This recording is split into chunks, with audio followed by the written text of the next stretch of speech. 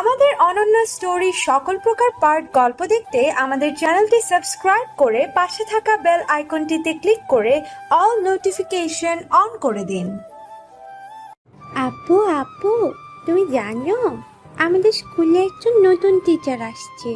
দেখতে অনেক ভালো, আমাকে অনেকগুলো চকলেট দিছে, আমাকে অনেক আদর করে। রাইসা, তোমাকে বলছি না বাহিরের মানুষ তোমাকে কিছু দিলে নিতে না, তারপরেও তুমি ওনার কাছ থেকে কেন নিলে? আব্বু, আমি তো নিতে চাইনি, ম্যাম আমাকে জোর করে দিছে। আজকের পর থেকে তুমি কখনো ওই টিচার থেকে কিছু নিবে না। যদি তোমার টিচার কিছু বলে তাহলে বলবে আব্বু মানা করছে। কথাটা মনে থাকবে?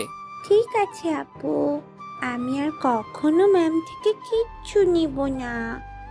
ওকে, এখন রুমে গিয়ে পড়তে বসো।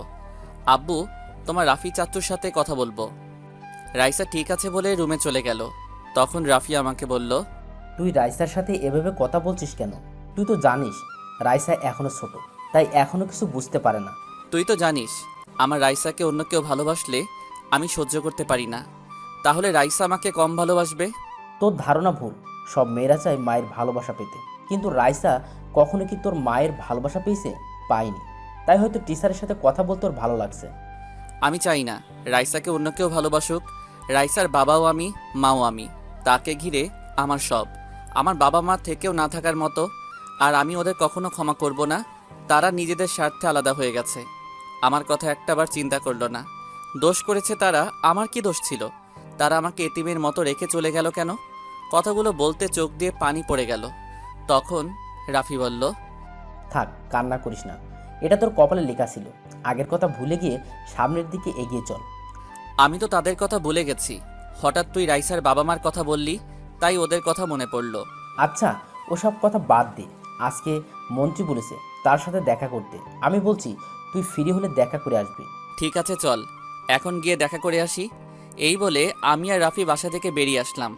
আসার সময় খালাকে বলে আসলাম রাইসাকে খাবার খাইয়ে ঘুম পাড়িয়ে দিতে। আমি আর রাফি আমার নিজের গাড়িতে উঠলাম। আমাদের গাড়ির সামনে এবং পিছনে 4টা গাড়ি আসছে, সবগুলো আমার লোক। প্রায় 30 মিনিট পর মন্ত্রীর বাসায় চলে আসলাম। আমাকে দেখে মন্ত্রীর সিকিউরিটি গার্ড তাড়াতাড়ি গেট খুলে দিল। বাসার ভিতরে ঢুকে গাড়ি থেকে নেমে মন্ত্রীর বাসার দরজায় দাঁড়ালাম।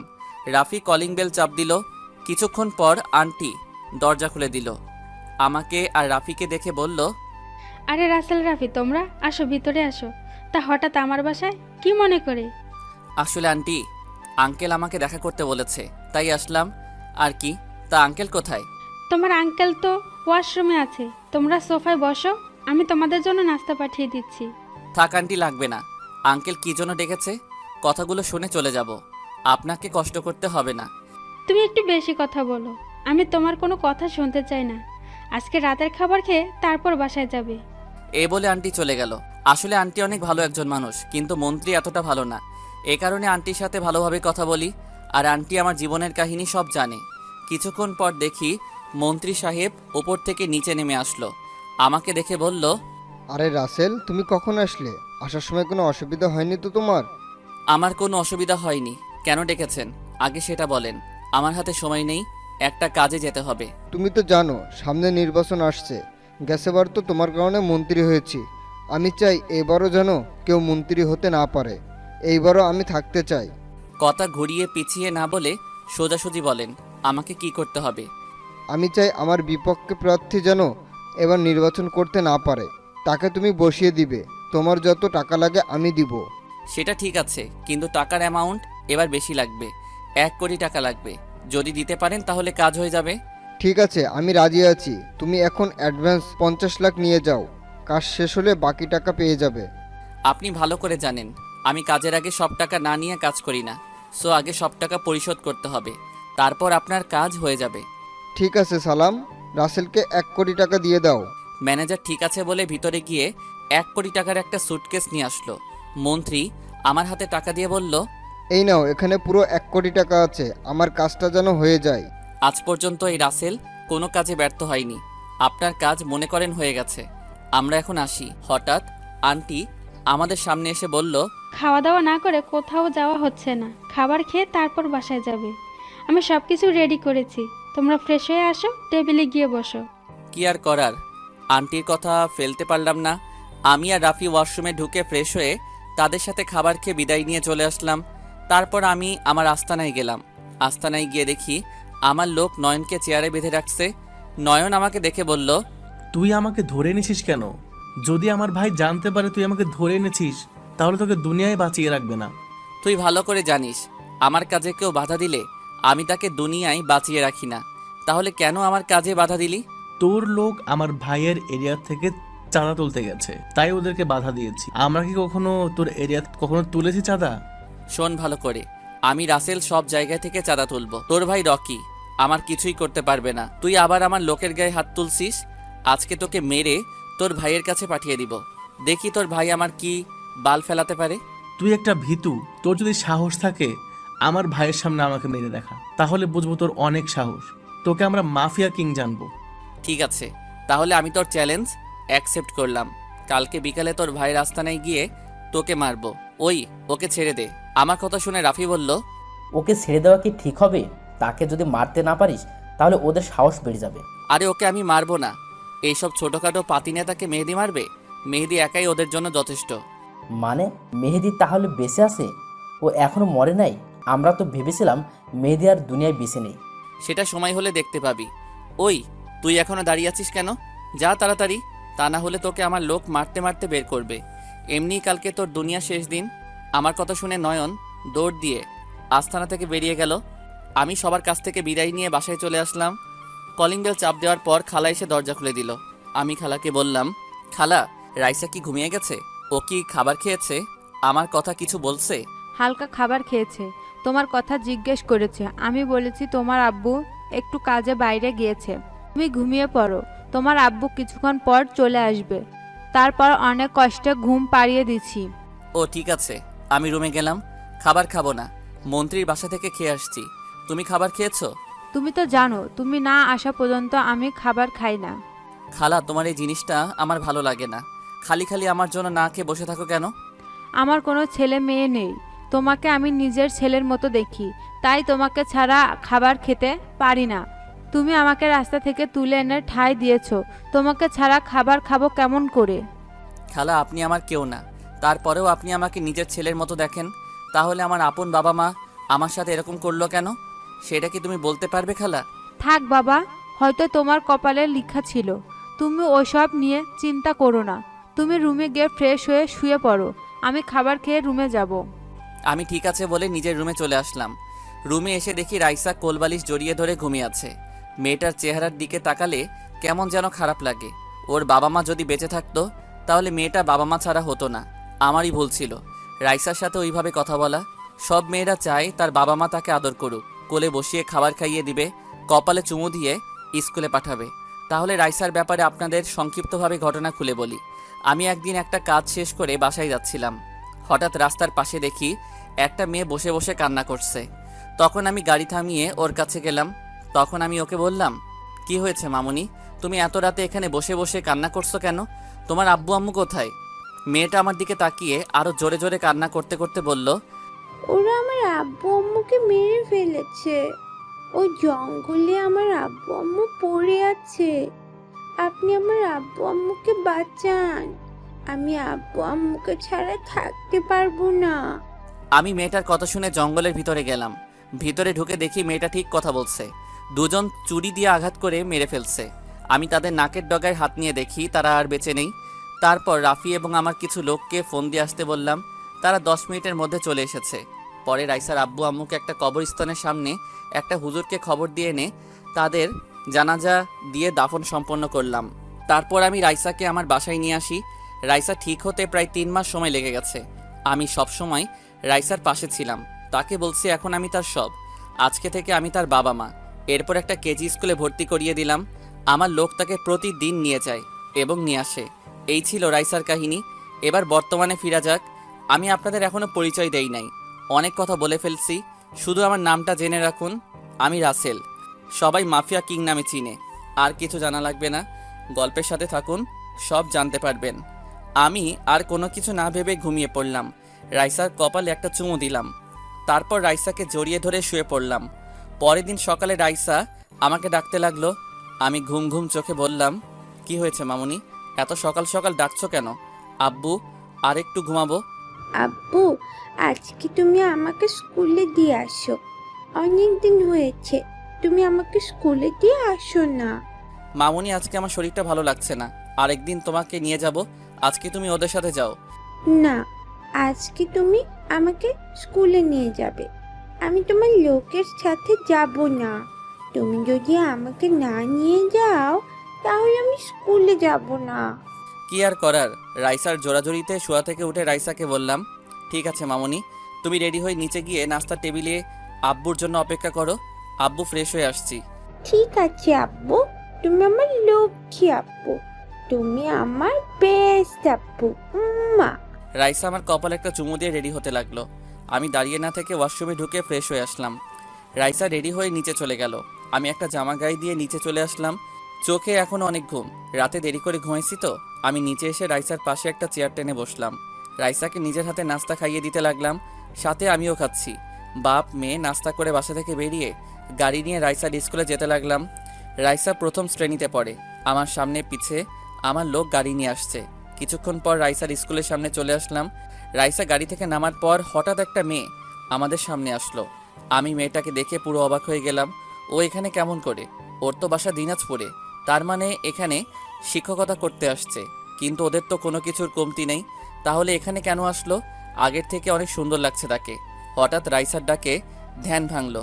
রাইসা বলল, আব্বু, তুমি কোথায় হারিয়ে গেলে? তোমাকে সে কখন থেকে ডাকছি। উনি হচ্ছেন আমাদের নতুন টিচার। তোমাকে ওনার কথা গতকাল বলছি। রাইসার কথা শুনে পায়েল বলল, কেমন আছো রাসেল? তোমাকে অনেক বছর পর দেখছি। তোমার মেয়েটা কিন্তু অনেক লক্ষ্মী। পায়েলের কথা শুনে আমি বললাম, আলহামদুলিল্লাহ, আমি ভালো আছি। তা বড়লোক বাবার একমাত্র মেয়ে হঠাৎ কেজি স্কুলে চাকরি করতে আসলেন কেন? আপনাদের তো টাকা পয়সার অভাব নেই। পায়েল আমার কথা শুনে বলল, আসলে আমি চাকরি করতে আসিনি। আমার এক বান্ধবী এই স্কুলে চাকরি করে। তার মা অনেক অসুস্থ, তাই ওর হয়ে আমি এখানে আসি। সীমার আম্মু ভালো হয়ে গেলে আমি বাসায় ফিরে যাব। তা তুমি এখন কি করো? তোমার স্ত্রী কেমন আছে? আমার কাজ হচ্ছে খারাপ মানুষের ক্ষতি করা। তুমি হয়তো বাংলাদেশের একজন মাফিয়ার নাম শুনেছ। সেই মাফিয়া কিং আমি, রাসেল। আর আমার সাথে যাদের দেখছো ওরা সবাই আমার লোক। তুমি তো এরকম কখনো ছিলে না, হঠাৎ তুমি এই পথে গেলে কেন? তুমি তো অনেক ভালো একজন ছেলে ছিলে, সবাই তোমার অনেক সুনাম করতো। সেটা অনেক কাহিনী, তাই আমি কাউকে বলতে চাই না। আর তুমি বলছে না আমার স্ত্রী কেমন আছে? আমি এখনো বিয়ে করি নাই, আর করার কোনো ইচ্ছে নেই। তা এখন কি তোমার সেই অহংকার আছে? সবার সাথে কি বাবার ক্ষমতা দেখাও? আমি এখন বাবার ক্ষমতা দেখাই না। আমি আগের থেকে ভালো হয়ে গেছি। আমি নিজের ভুল বুঝতে পেরেছি। আচ্ছা আচ্ছা, রাইসা তাহলে কোথায় থেকে আসলো? আর ও তোমাকে বাবা বলে ডাকলো কেন? আসলে রাইসার আব্বু আম্মু কারা যেন মেরে ফেলেছে। তারপর সবকিছু খুলে বলি। এরপর রাইসাকে আমার বাসায় নিয়ে আসি। রাইসা আমাকে বাবা বলে ডাকে। আমি রাইসাকে নিয়ে সারা জীবন কাটিয়ে দিতে চাই। তুমি যে কাজ করতেছো এই কাজে বেঁচে থাকার গ্যারান্টি নেই। তোমাকে যদি সন্ত্রাসীরা মেরে ফেলে তাহলে তো রাইসা পুরো একা হয়ে যাবে। তুমি এই কাজটা ছেড়ে দাও। তোমাকে আমি বলি নাই আমাকে জ্ঞান দিতে। আমাকে কেউ কিছু করতে পারবে না, একমাত্র আল্লাহ ছাড়া। তুমি রাইসাকে নিয়ে ভিতরে যাও, আমার একটা কাজ আছে, সেখানে যেতে হবে। আমি কাজটা শেষ করে রাইসাকে নিয়ে যাব। এই কথা বলে আমার লোকগুলোকে নিয়ে নিজের কাজে যেতে লাগলাম। মোবাইল বের করে মেহেদিকে ফোন দিলাম। মেহেদি ফোন রিসিভ করার পর বলল, কিরে, কি অবস্থা তোর? হঠাৎ ফোন দিলে যে, কোনো কাজ আছে নাকি? আমি ভালো আছি। তোকে যে কারণে ফোন দিছি, সবাইকে ট্রেনিং দেওয়া কি হয়ে গেছে? সবাইকে ট্রেনিং দেওয়া হয়ে গেছে। এখন আমরা নিচ থেকে উঠতে পারি। যে ট্রেনিং দিছি সবাইকে, ওদের একজনের সাথে 5-6টা কিচ্ছু না। শুনে খুশি হলাম। এখন তাদের নিয়ে ওপরে উঠে আয়। রনির আস্তানায় গিয়ে নয়নকে তার সামনে মেরে আসবি। যদি মারতে পারিস তাহলে আমাকে মাফিয়া কিং বলে জানবে। আরে, ওদের মতো টোকাই মাস্তানকে মারতে আমার লোকগুলাই যথেষ্ট। তুই কোনো চিন্তা করিস না, তোর কাজ হয়ে যাবে। তা কোন সময় যেতে হবে? তুই ওদের নিয়ে বিকাল 5টায় রনির আস্তানায় যাবি।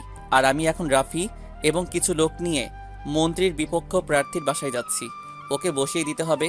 এ কাজের জন্য মন্ত্রী 1 কোটি টাকা দিয়েছে। ঠিক আছে ঠিক আছে, তুই তাহলে ওই কাজ শেষ করে আয়। আমি সবাইকে রেডি করছি। নয়নকে মেরে তোর কাছে ফোন দিয়ে জানিয়ে দেব। আমি ঠিক আছে বলে ফোনটা কেটে দিলাম। প্রায় 30 মিনিট পর মন্ত্রীর বিপক্ষ প্রার্থীর বাসায় চলে আসলাম। সিকিউরিটি গার্ড আমাদের আটকালে রাফি ঠাস করে 2টা থাপ্পড় মেরে দেয়। সিকিউরিটি গার্ড আর কোনো কথা বলে নাই, গালে হাত দিয়ে চুপ হয়ে গেছে। আমরা সবাই বিপক্ষ প্রার্থীর দরজার সামনে দাঁড়িয়ে কলিং বেল চাপ দিলাম। কিছুক্ষণ পর একজন মায়ের বয়সী লোক এসে দরজা খুলে দিল। দেখে মনে হচ্ছে বিপক্ষ প্রার্থীর স্ত্রী। আমাকে আর রাফিকে দেখে বলল, তোমরা কারা? আমার বাসায় কি? আপনার স্বামী কোথায়?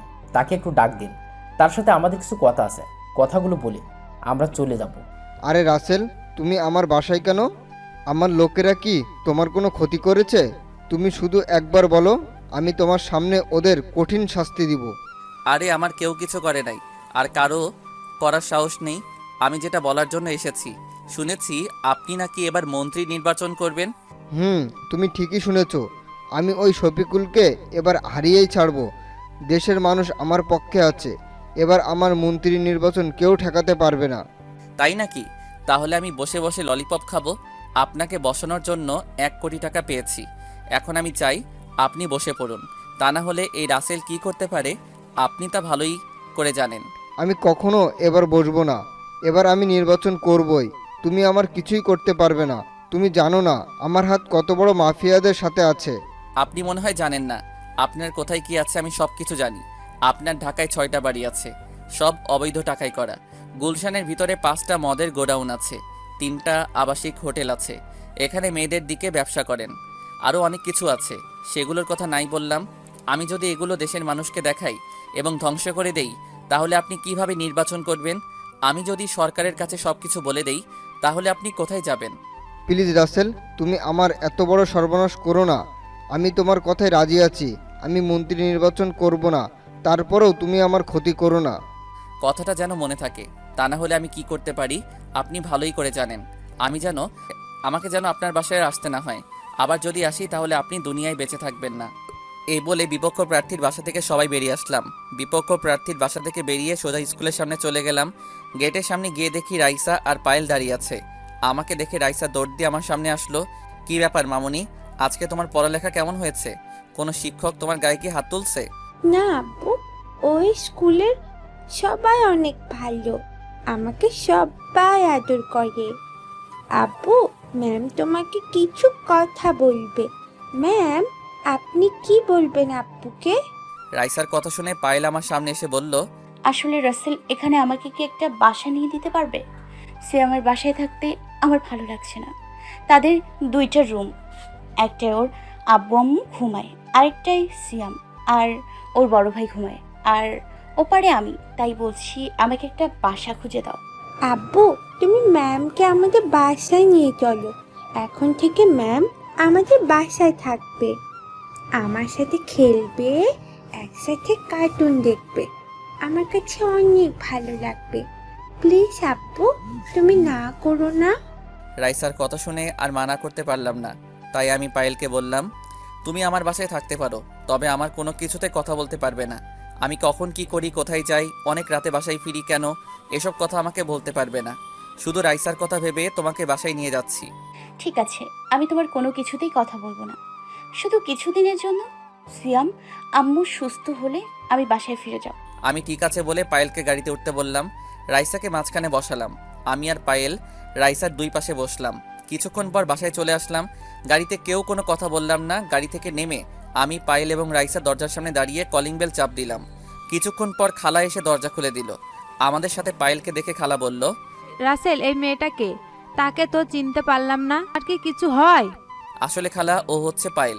আমরা দুজনে একসাথে দিনাজপুরে পড়েছি। এখানে একটা বান্ধবীর বাসায় এসেছে।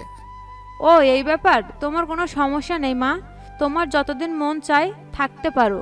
আর আমি বাসায় সব সময় থাকি। রাসেল কাজে কামে বেশিরভাগ বাহিরে থাকে। ঠিক আছে খালা, তুমি পায়েলকে একটা রুম দেখিয়ে দাও। আমি আমার রুমে গেলাম। আমি এখন একটু রেস্ট নিব। কোনো কিছুর দরকার হলে রাফি অথবা বাহিরের লোককে বলবে, তারা এনে দিবে। ঠিক আছে রাসেল, তুমি রুমে গিয়ে রেস্ট নাও। যদি খাবারটা খেয়ে ঘুম যেতে তাহলে অনেক ভালো হতো। ওকে খালা, আমি ফ্রেশ হয়ে আসছি, তুমি খাবার রেডি করো। আর পায়েল, তুমি ওপরে ডান পাশে রুমে চলে যাও, রুমে সব কিছু আছে। পায়েল ঠিক আছে বলে উপরে চলে গেল। আমিও আর কোনো কথা না বলে রাইসাকে কোলে করে নিয়ে রুমে চলে আসলাম। বাপ মেয়ে দুজনে একসাথে গোসল করে রাইসাকে জামা কাপড় পরিয়ে দিয়ে আমি একটা জামা গায়ে দিয়ে দুজনে নিচে চলে আসলাম। আমি খালা এবং রাইসা চেয়ার টেনে বসলাম। তারপর পায়েলের জন্য অপেক্ষা করতে লাগলাম। কিছুক্ষণ পর সিঁড়ির ওপর চোখ পড়তেই আমি চমকে উঠলাম। দেখি পায়েল একটা নীল রঙের জামা গায়ে দিয়ে নিচে নামতে আসছে। দেখতে অনেক কিউট লাগছে। আরে এ আমি কি বলছি? আমার জীবনে এসব ভালোবাসা হবে না। পায়েল নিচে এসে রাইসার পাশে একটা চেয়ার টেনে বসলো। তারপর খালা খাবার বেড়ে দিতে লাগলো। হঠাৎ দেখি রাফি এক জায়গায় দাঁড়িয়ে আছে। তখন আমি বললাম, কিরে তুই ওখানে দাঁড়িয়ে আছিস কেন? তোকে কি বলে বসাতে হবে, নাকি তোর লজ্জা করছে আমাদের সাথে বসতে? আসলে তেমন কিছু না, তোরা খেয়ে নে, আমি পরে খাবো। আর একটা কথা বলবি, তোর মাথা ফাটিয়ে ফেলবো। তাড়াতাড়ি চেয়ার টেনে বস। রাফি আর কোনো কথা না বলে একটা চেয়ার টেনে বসলো। খালাও আমাদের সাথে বসে পড়লো। সবাই মিলে খাবার খাচ্ছি। আমি রাইসাকে খাইয়ে দিতে লাগলাম, নিজেও খেতে লাগলাম। হঠাৎ রাইসা বলে উঠলো, ম্যাম, আপনি একা একা খাচ্ছেন, আমাকে খাইয়ে দিবেন না? আমার খুব ইচ্ছে করছে আপনার হাতে খাবার খেতে। সরি রাইসা, আমি মনে করেছি তুমি তোমার আব্বুর হাতে ছাড়া অন্য কারোর হাতে খাবার খাও না, তাই তোমাকে বলিনি। তুমি হাঁ করো, আমি তোমাকে খাইয়ে দিচ্ছি। পায়েলের কথা মতো রাইসা হা করলো। তারপর পায়েল রাইসাকে খাবার খাইয়ে দিতে লাগলো। আমি মনে মনে বলছি, রাইসা এই 2 দিনে পায়েলকে কত আপন করে নিছে। আমার কাছে অনেক ভালো লাগছে। সারাদিন কাজের মধ্যে থাকি, রাইসাকে ঠিকভাবে সময় দিতে পারি না।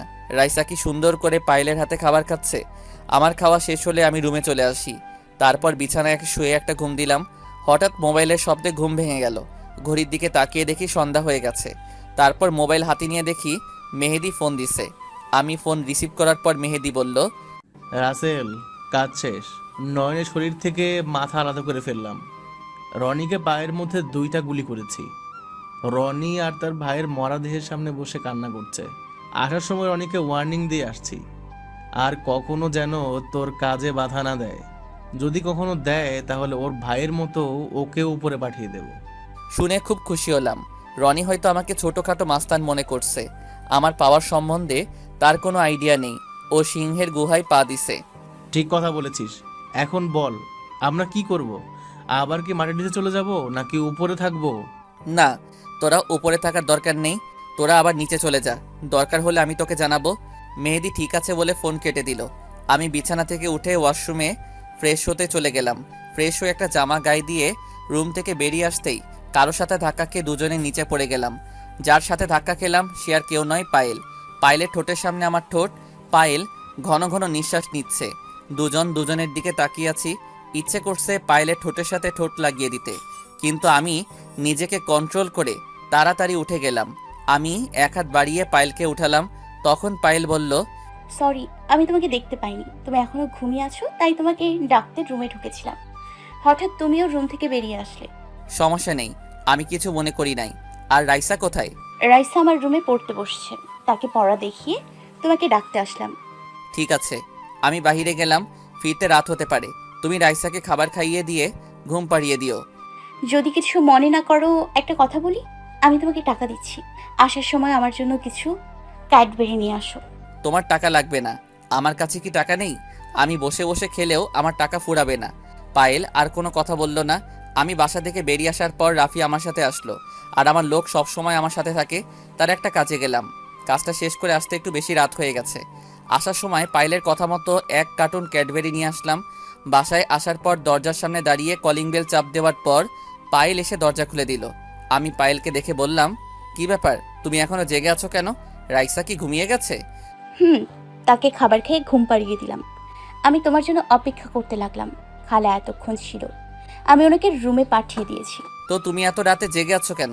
তোমাকে বাসা থেকে বেরিয়ে যাওয়ার সময় বলছি না আমার আসতে রাত হবে? ওটা কোনো ব্যাপার না। আর আমার ঘুম আসছিল না। আমার ক্যাডবেরি কোথায়? এই যে তোমার ক্যাডবেরি, 1 কার্টুন নিয়ে এসেছি। রাইসা আর তুমি খাবে। এই বলে কার্টুনটা পায়েলের হাতে দিয়ে নিজের রুমে চলে আসলাম। ওয়াশরুমে ঢুকে ফ্রেশ হয়ে বিছানায় শুয়ে মোবাইল টিপতে টিপতে ঘুমিয়ে পড়লাম। এবার চলুন পায়েলের ব্যাপারটা খুলে বলি সংক্ষিপ্তভাবে। দিনাজপুর হচ্ছে আমার নানার বাড়ি। নানার বাড়িটা দিনাজপুর টাউনে ছিল। আমি ওখান থেকে পড়াশোনা করছি এসএসসি পর্যন্ত। পায়েলও আমার সাথে পড়তো। পায়েল ছিল বড়লোক বাবার একমাত্র মেয়ে। তার অনেক অহংকার ছিল, কিন্তু আমার কোনো অহংকার ছিল না। পায়েল আমার গায়ে 2-3 বার হাত তুলেছে, তবে আমি সাথে সাথে তাকে পাল্টা আঘাত করেছি। পায়েল স্কুলের সকল ছাত্রছাত্রীদের সাথে খারাপ ব্যবহার করত, বাবার ক্ষমতা দেখিয়ে চলতো। এভাবে হাই স্কুল জীবন শেষ করি। তারপর আব্বু আম্মু আমাকে ঢাকায় নিয়ে আসে। ঢাকায় আসার পর এখানে একটা কলেজে ভর্তি হই। খুব সুন্দরভাবে চলছিল আমাদের সংসার। দেখতে দেখতে আমি ইন্টার পাস করি। এরপর হঠাৎ একটা ঝড় এসে সব কিছু এলোমেলো করে দেয়। একদিন আব্বু আম্মুর সাথে কিছু কথা নিয়ে কাটাকাটি হয়। আব্বু আম্মুর গায়ে হাত তোলে। আম্মু রাতে 2 দিন পর কাউকে কিছু না বলে কানাডা চলে যায়। এর কিছুদিন পর আব্বু আর একটা বিয়ে করে, নতুন বউকে নিয়ে আমেরিকা চলে যায়। তারা আমার কথা একটাবার চিন্তা করলো না, তারা নিজের স্বার্থটাই বুঝল। এরপর থেকে থেকে আব্বু আম্মুর উপর রাগ এবং ঘৃণা জন্ম নেয়। এরপর আমি খারাপ ছেলেদের সাথে মিলামেশা শুরু করে দেই। আস্তে আস্তে আমি হয়ে যাই একজন মাফিয়া কিং। তবে আমি ভালো মানুষের কোনো ক্ষতি করি না, খারাপ মানুষের ক্ষতি করি। বাংলাদেশের বড় বড় নেতার সাথে আমার পরিচয় হয়। কার কোথায় কি আছে, কে কি করে, সব কিছু আমার জানা আছে। যদি আব্বু আম্মু আমার সাথে থাকতো তাহলে কখনো আমি এই পথ বেছে নিতাম না। তাদের কারণে আজকে আমি খারাপ হয়েছি। এখন হয়তো আপনারা বলবেন আমি টাকার বিনিময়ে কাজ করি কেন? এই টাকা দিয়ে আমি কি করি? এই টাকা দিয়ে আমি ভালো কাজ করি। তবে কি কাজ করি সেটা আরেকটু সামনে গেলে জানতে পারবেন। দেখতে দেখতে 15-20 দিন চলে গেল। আমি কেমন যেন পায়েলের প্রতি দুর্বল হয়ে পড়ছি। রাইসা এখন পায়েলকে ছাড়া কিছু বোঝে না। পায়েল রাইসাকে নিজের মেয়ের মতো আদর যত্ন করে।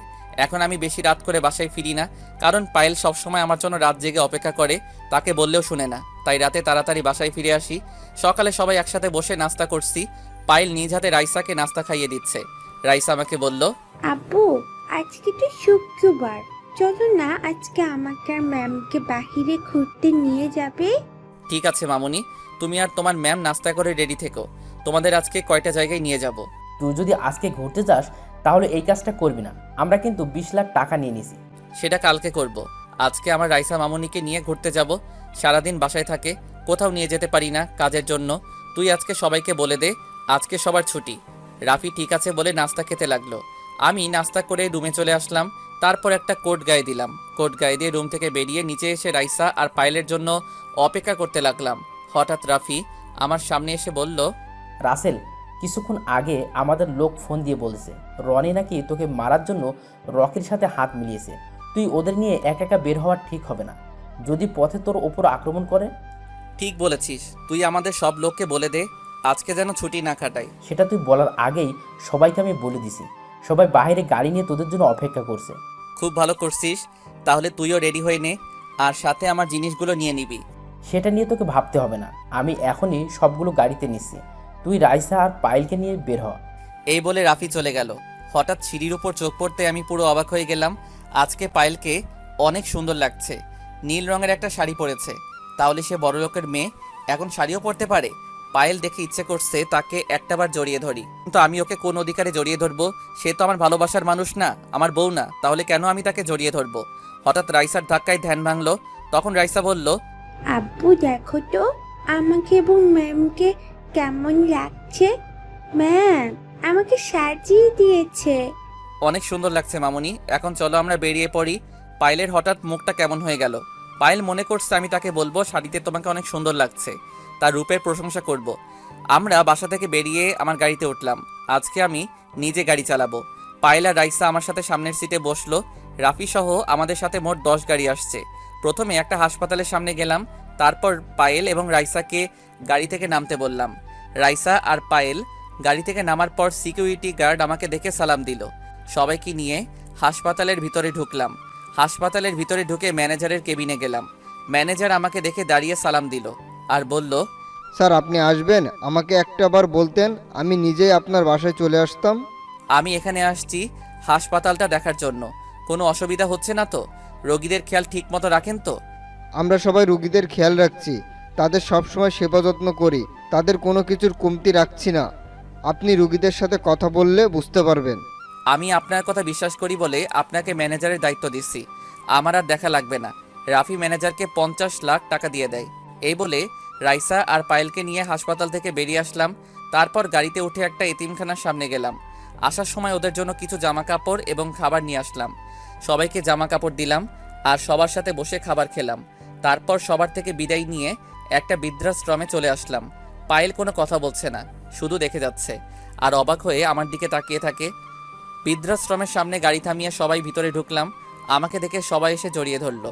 আসার সময় মহিলাদের জন্য একটা করে শাড়ি এবং পুরুষদের জন্য লুঙ্গি পাঞ্জাবি নিয়ে আসলাম। তাদের সবাইকে সবটা বুঝিয়ে দিলাম। এই বৃদ্ধাশ্রম যারা দেখাশোনা করে তাদের বললাম, এখানে কি সব ঠিকমতো চলছে? খাওয়া দাওয়ার কোনো সমস্যা হচ্ছে না তো? যদি শুনি আমার আব্বু আম্মুরা কষ্ট পাচ্ছে, তাহলে কাউকে আমি ছাড়বো না। যখন যার যেটা লাগবে দ্রুত এনে দিবে। আরও কিছুক্ষণ কথা বললাম এবং বৃদ্ধাশ্রমের সবাইকে বলছি, কোনো অসুবিধা হচ্ছে না তো? সবাই বলল কোনো অসুবিধা হচ্ছে না। তারপর ওদের থেকে বিদায় নিয়ে মার্কেটে গিয়ে পায়েল এবং রাইসার জন্য কিছু মার্কেট করলাম। তারপর একটা রেস্টুরেন্টে ঢুকে খাবার খেলাম। তারপর বাসায় চলে আসলাম। বাসায় আসতে আসতে রাত 10টা বেজে গেছে। এতক্ষণ সময় পায়েল একটা কথাও বলে নাই, শুধু আমার কাজ কাম দেখছে। বাসায় আসার পর রাইসাকে বললাম, মামুনি আজকে ঘোরাঘুরি করে তোমার কাছে কেমন লাগছে? অনেক ভালো লেগেছে আব্বু। তুমি সবার গরিব দুঃখী মানুষের খেয়াল রাখো, এটা দেখে আমার অনেক ভালো লেগেছে। ঠিক আছে মামুনি, তুমি একটু রুমে যাও, আমি তোমার ম্যামের সাথে একটু কথা বলবো। রাইসা ঠিক আছে বলে রুমে চলে গেল। এবার আমি পায়েলকে বললাম, আচ্ছা পায়েল, তোমাকে সেই সকালবেলা আমাদের সাথে বের হয়ে যাওয়ার পর তুমি একটা কথাও বলো নাই কেন? কি হয়েছে তোমার? আমার কিছু হয়নি রাসেল, আমি তোমার কাজ কাম দেখে আজকে মুগ্ধ হয়ে গেলাম। তোমার এসব কাজ আমার অনেক ভালো লেগেছে। আমি কথা বলার ভাষা হারিয়ে ফেলেছি, কি বলবো তোমায়। তুমি মনে করছো কি আমি এতটাই খারাপ? আসলে তুমি যতটা খারাপ ভাবছো, এই রাসেল এতটা খারাপ না। আমি এসব কাজ করে যে টাকা নেই, সব টাকা এই গরিব দুঃখী মানুষের পিছনে খরচ করি। এখন হয়তো তুমি বলবে এসব হারাম টাকা। আমি বলবো একটা টাকাও হারাম না, কারণ এসব টাকা গরিবদের হকের টাকা। বড় বড় নেতা গরিবদের পেটে লাথি দিয়ে এসব টাকা নিচ্ছে, আর সেই টাকা আমি কাজের বিনিময়ে নিয়ে আসি। আর সেই টাকা দিয়ে তাদের জন্য হাসপাতাল, এতিমখানা, স্কুল, বৃদ্ধাশ্রম এগুলো করে দিছি। হঠাৎ দেখি পায়েলের চোখে পানি। তখন আমি বললাম, এই পায়েল, তুমি কান্না করছো কেন? আমি কি খারাপ কিছু বলেছি? আমার কথায় কি কষ্ট পেয়েছো? এই কথা বলার সাথে সাথে পায়েল আমাকে জড়িয়ে ধরলো। কিছুক্ষণ জড়িয়ে ধরে তার রুমে চলে গেল। আমি তো কিছুই বুঝতে পারলাম না। এত কিছু বুঝে লাভ নেই। আমি আমার রুমে চলে আসলাম। রুমে এসে ফ্রেশ হয়ে বিছানায় শুয়ে পড়লাম। পরের দিন সকালে রাফি এবং কিছু লোক নিয়ে রকির আস্তানায় গেলাম। রকি হয়তো আমাকে এভাবে তার এখানে দেখবে আশা করে নাই। রকির সাথে রনিও আছে। তখন রকি বলল, আরে ভাই, আপনি আমার এখানে? আপনি একটা ফোন দিলে তো আমি আপনার কাছে চলে আসতাম। আপনি শুধু শুধু কষ্ট করে আসতে গেলেন কেন? ওই তোরা ভাইকে চেয়ার দে। আমি এখানে বসতে আসি নাই, শুধু তোকে রনিকে একটা ওয়ার্নিং দিতে আসছি। শুনেছি রনি নাকি আমাকে মারার জন্য তোর কাছে এসেছে। তুই যদি আমার বা আমার লোকদের উপর একটা আঘাত করিস, তাহলে তোদের দুইটাকে দুনিয়ায় বাঁচিয়ে রাখবো না, কথাটা মনে রাখিস। ভাই, আপনি মানুষের কথা বিশ্বাস করবেন না। কোথায় আপনি আর কোথায় আমি? আমি তো আপনার একটা পশম ছিঁড়তে পারবো না। তাহলে রনি তোর কাছে এসেছে কেন? তোর তো ওর সাথে ভেজাল ছিল। ভাই, রনি আমার কাছে ক্ষমা চাইতে এসেছে। সে তার ভুল বুঝতে পেরেছে, তাই আমিও তাকে ক্ষমা করে দিছি। দুজনে এখন আগের মতো হয়ে গেছি। আগের মতো হয়েছিস ভালো কথা। যদি কখনো আমায় ক্ষতি করার চেষ্টা করিস, তাহলে রনির ছোট ভাইকে যেভাবে মেরেছি তোদেরকেও সেইভাবে মারবো, কথাটা মনে রাখিস। এই কথা বলে রনির আস্তানা থেকে বেরিয়ে গাড়ি নিয়ে বাসায় চলে আসলাম। কলিং বেল চাপ দেওয়ার পর পায়েল এসে দরজা খুলে দিল। আমাকে দেখে বলল, তুমি এত সকাল সকাল কোথায় গেছো? আর নাস্তাটাও করে যাওনি? তুমি তো এত সকাল ঘুম থেকে ওঠো না। আসলে সকালে একটা কাজ ছিল, সেটা শেষ করে আসছি। খালাকে বলো টেবিলে নাস্তা দিতে, আমি ফ্রেশ হয়ে আসছি। খালা রান্নাঘরে, তুমি গিয়ে ফ্রেশ হয়ে আসো, আমি টেবিলে নাস্তা দিচ্ছি। আমি ঠিক আছে বলে রুমে চলে আসলাম। তারপর ফ্রেশ হয়ে নিচে চলে আসলাম। পায়েল আমার সামনে নাস্তা দিল। হঠাৎ পায়েল যেটা বলল সেটা শুনে আমার মনটা পুরো খারাপ হয়ে গেল। পায়েল এটা কি বলছে? রাসেল, আমি কালকে সকালে বাড়িতে চলে যাব। সীমার আম্মু এখন সুস্থ আছে, আব্বু কালকে গাড়ি পাঠিয়ে দেবে। আরও কিছুদিন থেকে যাও। আর সীমা স্কুলে আসলে সমস্যা কোথায়? তুমি আমার বাসায় আরও কিছুদিন থাকো। আমার মনে হয় রাইসা তোমাকে ছাড়া থাকতে পারবে না, আমার থেকে এখন তোমাকে ভালোবাসে। হঠাৎ রাইসা আমাদের সামনে এসে বলল, ম্যাম, আপনি যাবেন না। আপনাকে ছাড়া আমি থাকতে পারবো না। আপনি চলে গেলে আমার সাথে কে খেলবে? কে আমাকে খাইয়ে দিবে? কে আমাকে আদর করবে? কে আমাকে সুন্দর করে পড়াবে? প্লিজ ম্যাম, আপনি যাবেন না। রাইসা, এটা হয় না। আমি তো আর সারা জীবনের জন্য তোমাদের বাসায় আসিনি। আর বাইরের মানুষ খারাপ বলবে। তাহলে আপনি আমার আম্মু হয়ে যান, তাহলে আর কেউ কিছু বলবে না। আপনাকে ছাড়া আমি এক মিনিটও থাকতে পারবো না। রাইসার কথা শুনে আমি আর পায়েল দুজনের দিকে তাকালাম। তখন আমি বললাম, রাইসা তুমি এটা কি বলছো? উনি তোমার ম্যাম হয়, ওনার কাছে ক্ষমা চাও। রাইসা, তোমার আব্বু যদি রাজি থাকে তাহলে আমি বিয়ে করতে রাজি আছি। পায়েল, এ তুমি কি বলছো? তোমার আব্বু আম্মু কখনো আমার কাছে তোমাকে বিয়ে দিবে না। তারা যদি আমার নাম শুনে কখনো তোমাকে আমার হাতে তুলে দিবেন। কেন তুলে দেবে না? তুমি তো আর খারাপ কাজ করো না। তুমি গরিব দুঃখী মানুষের জন্য কাজ করে যাচ্ছ। আর একটা সত্যি কথা বলো তো, তুমি কি আমাকে ভালোবাসো না? না, আমি পায়েলের কথা শুনে কি বলবো কিছুই ভেবে পাচ্ছি না। কি করে বলবো পায়েল, আমিও যে তোমাকে ভালোবেসে ফেলেছি, কিন্তু আমি যে কাজ করি এটা শুনে তোমার আব্বু আম্মু কখনো আমার কাছে বিয়ে দিবে না। তখন আমি বললাম, আমি তোমাকে ভালোবাসি, কিন্তু তোমার আব্বু আম্মু কি আমাকে মেনে নিবে? সেটা তুমি আমার উপর ছেড়ে দাও। তাদের রাজি করার দায়িত্ব আমার। যদি তারা রাজি না হয় তখন তুমি কি করবে?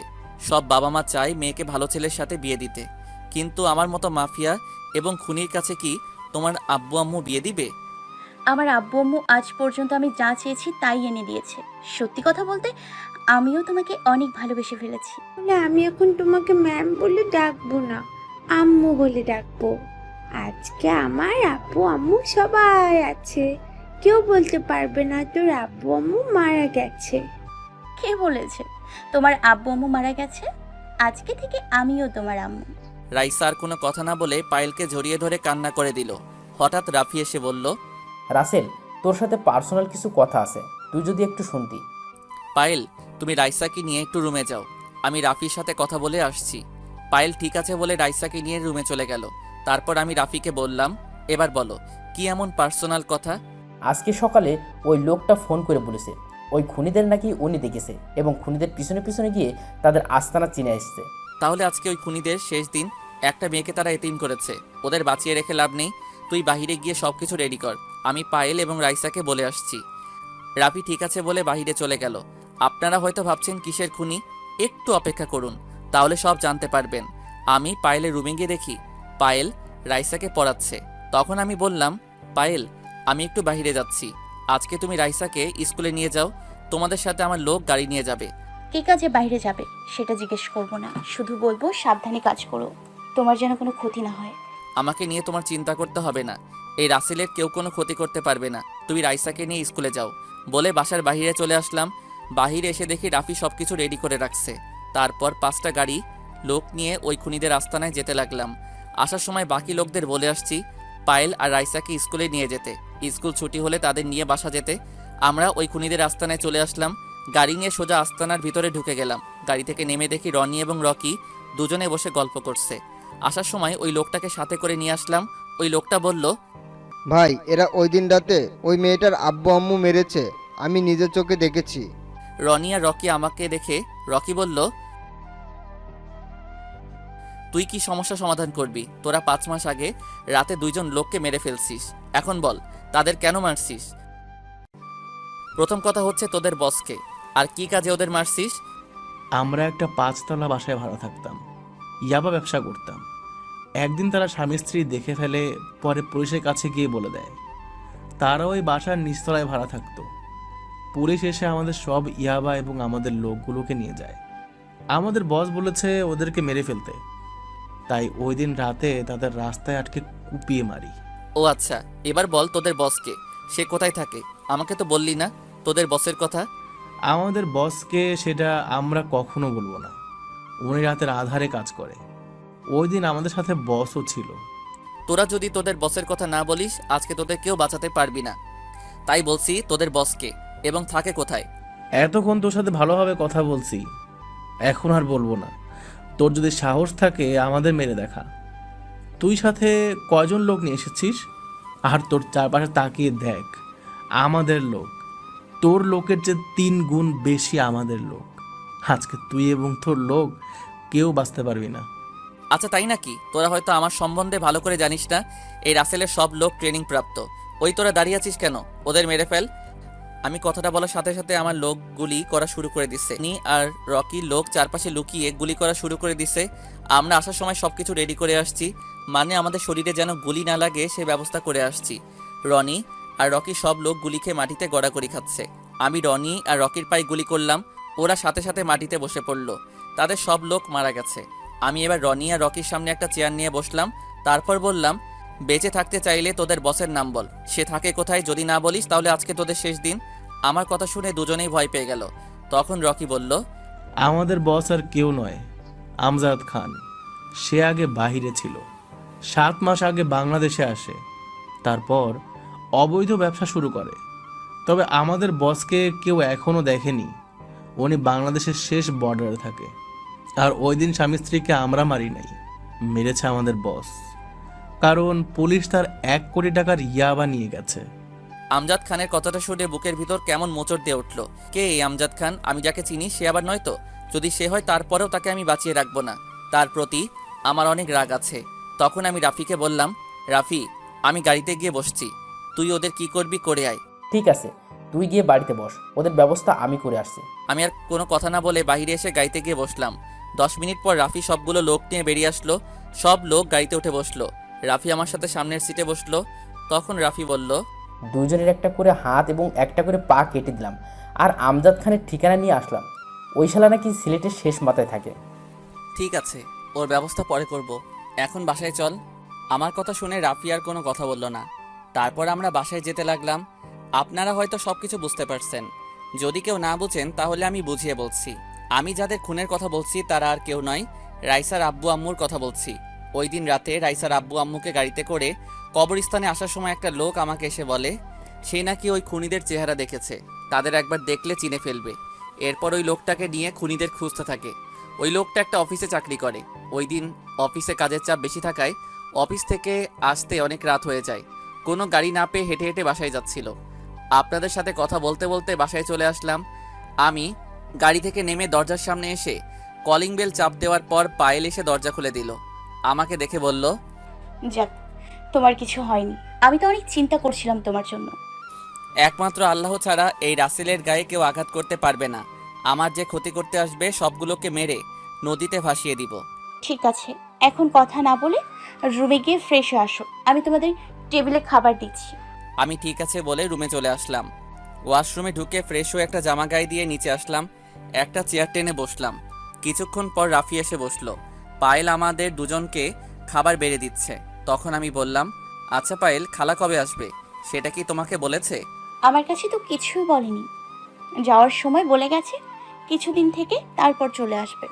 ও ঠিক আছে, তুমিও আমাদের সাথে বসে পড়ো। আর রাইসা কোথায়? ওকে তো দেখছি না। রাইসাকে খাবার খাইয়ে দিয়ে ঘুম পাড়িয়ে দিয়েছি, সে এখন ঘুমোচ্ছে। আমি আর কোনো কথা না বলে খাবার খেয়ে রুমে চলে আসলাম।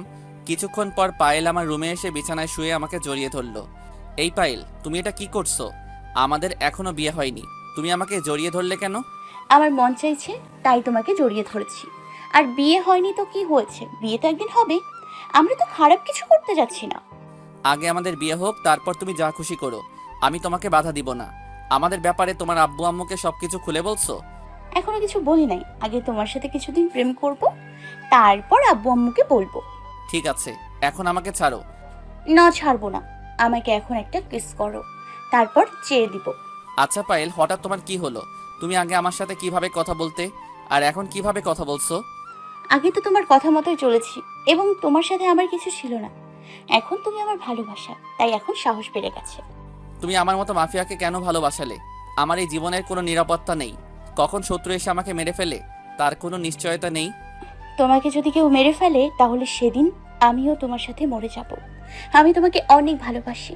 তোমাকে ভালোবেসেছি শুধুমাত্র গরিব দুঃখীদের পাশে দাঁড়ানোর জন্য। আর আমি জানি তুমি ভালো মানুষের কোনো ক্ষতি করবে না, তুমি খারাপ মানুষের ক্ষতি করবে।